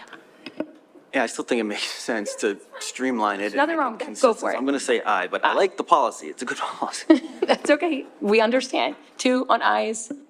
Nays? Nay. Nay. Nay? I still have a lot of questions, I have to be honest about. So this is going to allow for more discussion? It will allow for more Just discussion. want to confirm, because that's my whole. On the glossary. On the glossary. On the On the glossary. glossary. On the Also for the delegation of responsibilities, or no? Not to change the delegation. Not to change, just to discuss. I'm coming at this from the curiosity of, I want to discuss this so that I understand, because I'd like to know more. So if I vote nay, bear with me, okay? If I vote nay, I want to make sure I understand this. I am voting to adopt the revisions that were made. Is that correct?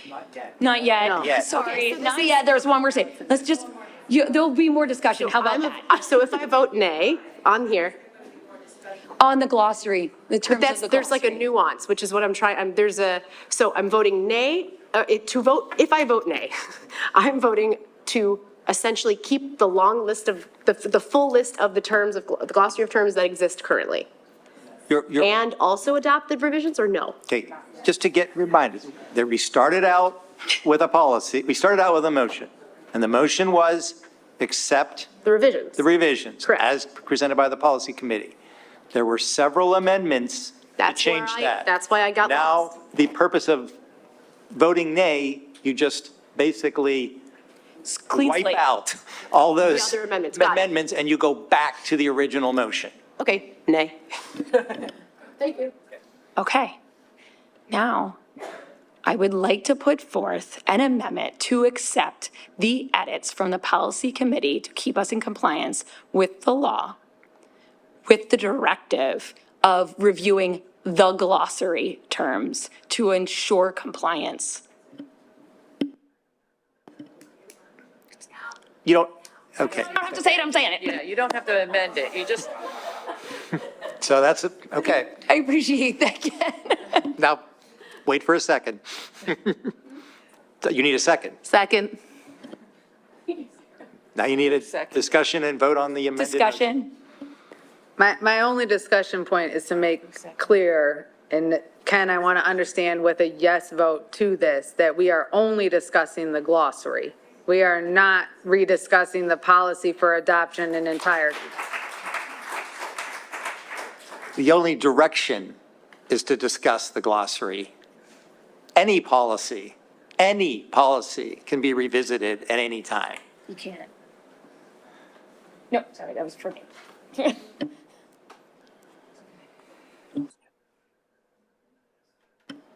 Any other discussion? I'm just putting it on record, I respectfully ask my fellow board members who at each point have said, yes, they are in support of the equity policy, that if we take this back to committee, that the glossary is the focus of our work, not the policy, not the delegation of responsibilities for the purpose of this conversation. And if that isn't something, I don't even know if I can ask for commitment. If that's not something we're open to, then Curry, I go back to original adoption with the amended terms, because the risk of sending this back to committee to not have the equity policy passed in another iteration of a vote is not worth it to me in putting the glossary into public comment. And not because I don't deeply value everyone's perspective, but I really want to make sure that we get the equity policy passed. Thank you. And I appreciate you too, processing through this in public, like we're supposed to do, to try to understand the nuance here. The only thing that I will say, and I agree with you, I do believe that we should keep it focused on the terms of glossary if we do have another discussion. But the only thing I will say is based off of legal, and you can correct me, legal standing as a board, any board member can bring a policy to the table to say, we need to have a discussion on this, and I'd like to discuss this. It does not have to go anywhere out of committee unless a majority moves it out of committee back to the board. Is that correct? Correct, the majority of the committee, correct. Majority of the committee. And there are 3 people on the policy committee at this time. That's correct. 3. And I am a member of the policy committee whenever I choose to show up, correct? You are a member when you're needed to make a quorum. Needs to make a quorum. Got it. Thank you. Okay. So you can't limit if any board member brings it back to the table, you can recommend. Okay, having understood all of that. May I ask one follow-up question? There's no. If a non-committee member, board member, attends the policy committee, are they included in that quorum number? No, not unless they are there as the president or the president designee. Okay, so if there's the 3 committee members, you need 2 people to vote in favor of bringing it before the full board. Correct. Okay, thank you. Okay, having that fuller understanding of how policy goes through, what's the vote? So now. Oh, and now. Everybody is now, so you're clear on what you're voting on. Yeah. You are now voting to amend the motion, to the original motion to say accepting the revisions from the policy committee, adopting that with the direction to the administration to bring the glossary to the policy committee to further review the policy just for the glossary. Can I ask a question again? Are we bringing this only to the policy committee or as well to the equity and anti-racism committee, the glossary? Like, does it only live in one place? The direction in the motion is to put it to the policy committee. You're free to put it whatever committee you like. The discussion can live everywhere, essentially. Discussion can live everywhere. Okay, I just want to clarify. Would we then have to revote on the policy committee on the policy 101 if we wanted to change the glossary? If the policy committee makes any recommended changes to the policy, they'll have to be approved by the board first at a first reading and then at least one second reading. Okay. That's true of any policy. Yep. So yes means we're going to now vote. A yes vote here means we're now going to vote on the new amended motion, revise the policy committee directed to look at the glossary. And it's been seconded? I knew you were going to. It's been moved. I believe it's been moved. Yeah. I'm sorry, I'm going to flip flop. Okay, that was the last move. Yeah. Right? I don't, given how the last week has transpired, I want to be confident that we would pass the equity policy again. I am not fully confident that it would pass even with the updated glossary with conversation. I'm just being honest. And so I wonder about the other possibilities for looking at the words or considering how to incorporate the glossary in the ARs in an effort to ensure that the policy is passed with fidelity tonight and not back on the agenda in 30 days for debate. Can I make a suggestion of the course of action that would protect? So tonight, we could approve what we just voted down, wherein we trim that, but instead of making a public commitment to revisit it through the policy committee, we then make a public commitment to revisit any of the appropriate terms and where they could be then applied to administrative regulations or district publications like the website. I'd just like to publicly say that we're going back to my original idea. I know. Okay, yeah, I'm just making sure. Yes. Okay, so we have to strike down what was last. So if you, No, you want, I thought you wanted the latest amendment to go forward. You don't or you do? okay, we're right now, what we are on, just to clarify for everybody, is it's been seconded. Now it's open for discussion. What was seconded was that we accept the policy edits from the committee and we send the glossary back to committee for review. That is now being challenged, which I totally get because I was there a while ago. And so if you wanted to do another round where we go back to the original discussion and these two things do not go back to committee, then when I ask for a vote, say nay. If you want it to go back to committee, say aye. Got it? The whole thing or just the things that were stricken? What, okay, let me put it on the table one more time. Am I the only one that had Diet Coke today? Yes. Okay, so here's what we got. What is on the table is, the motion on the table is, we will accept the edits from the policy committee that put us in compliance with the court case. And with the directive that the policy committee reviews the glossary of terms and makes edits to those terms and then brings it back to the community and to the board. That's what's on the table right now. There's some second guessing on that. So if you don't like this, I'm gonna go back to what Todd voted on, and I don't know who else Kimberly voted on, then say nay. If you don't wanna go back to it, then say aye. Todd, do you have a discussion point of question? Well,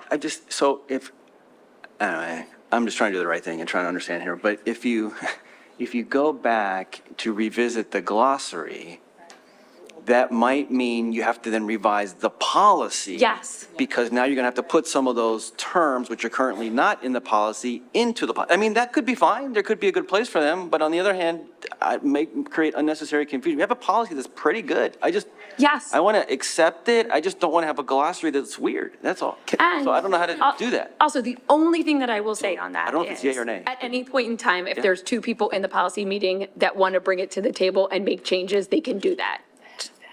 Can I, Okay, yeah, just Can I want to make it clear. Sarah has a question. okay, I have a suggestion to simplify this. Why don't you do it one at a time? Yes, First, please. Yes, please. Just, Okay, let's do that. just revise, just accept. Can we just adopt the say revised nay right now policy. to the last motion on the table? Yeah. Yeah. Okay, everybody do me a favor and just say nay to the last motion on the table. Nay. All in favor? Nay. Fine. Nay. Great. Nay. Okay, we're gonna do it part by part. Thank you, Ken. Let's first do this. Question. Oh, Sarah, have a question? Please, this is gonna be so much easier.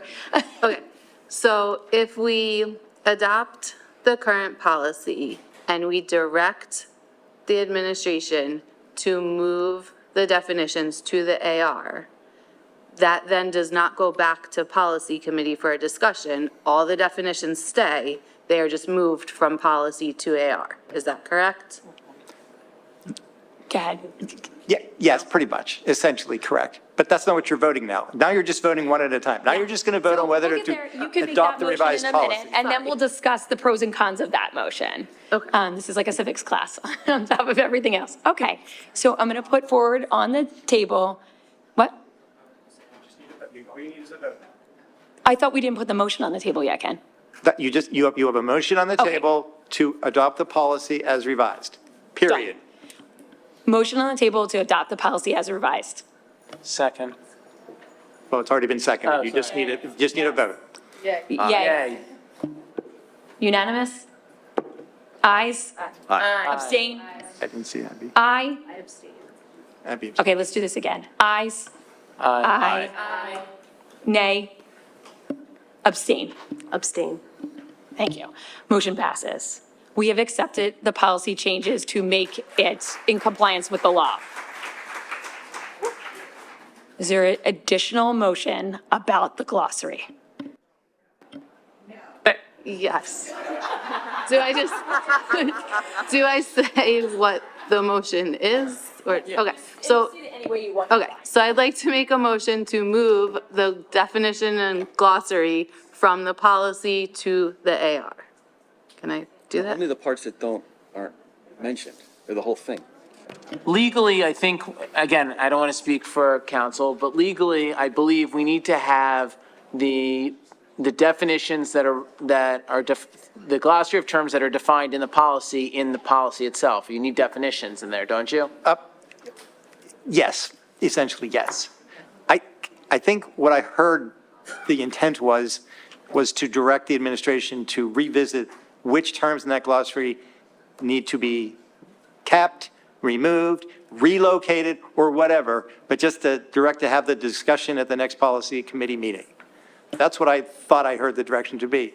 And I actually don't think you need a motion. I actually don't think you need a motion, but you can. Well, you're not changing the policy. You're just, if you, So if we just accepted the glossary terms, to remove the glossary terms from the policy we could do that. We could say, we're going to send it to administration to review and see which ones go in the AR, but then there will be another motion to come back to the table. correct, yes. But you don't, but to give direction to the administration to do something at an upcoming meeting, you don't require a motion for that. You just tell, I understand. The discussion, but you can. It's a review. It's a review of the policy to see what you would be recommending to the administration would be a review of the policy to see which terms, the ones that are not directly associated or not needed, should be removed to the AR. That would then have to take a policy review, both 1 and 2, at the policy meeting, and then come back to the board for acceptance. Right? Thank you. Which I thought we were trying to eliminate moving it back to policy by voting what we just voted. That's what I thought. That we were trying to have it stay and not go back and then come forward again. Yeah, I just gotta go back. No. Yeah, no, and then we'll go. No, I want to know, do the definitions also can mutually apply to the AR as well? That if we look at the AR, it may be able to ways to incorporate those terms? It could be. It all depends on what you do when you revisit this issue in front of the policy committee. There are endless permutations as to how this can play out. If we just carte blanche move the whole glossary to the AR, would that leave us with the same? Wait, can I just finish my sentence? If we were to do that, would that leave us with the same legal opening for suits? It could. As I said, this is a great conversation to have at your next policy committee meeting when we've all had the chance to review the glossary. We've all had the chance to look and see which these definitions we think we should keep, give the administration and me time to go back and make recommendations, and we can have this discussion in policy as opposed to trying to do it on the fly here tonight. Okay, so I think that's a great suggestion. Thank you so much. We're going to leave it as is. It's going to go back to policy to review the glossary. And we will also bring it to a minimum of 2 committee meetings. Yes, 2 committee meeting, well, the policy committee meeting and the equity and anti-racism committee meeting. We'll bring it back to those 2 as well. Thank you. That was fun. Appreciate that. We are not done this meeting yet, people. We still have a couple more agenda items. I know. Thank you for bearing with us. We appreciate it.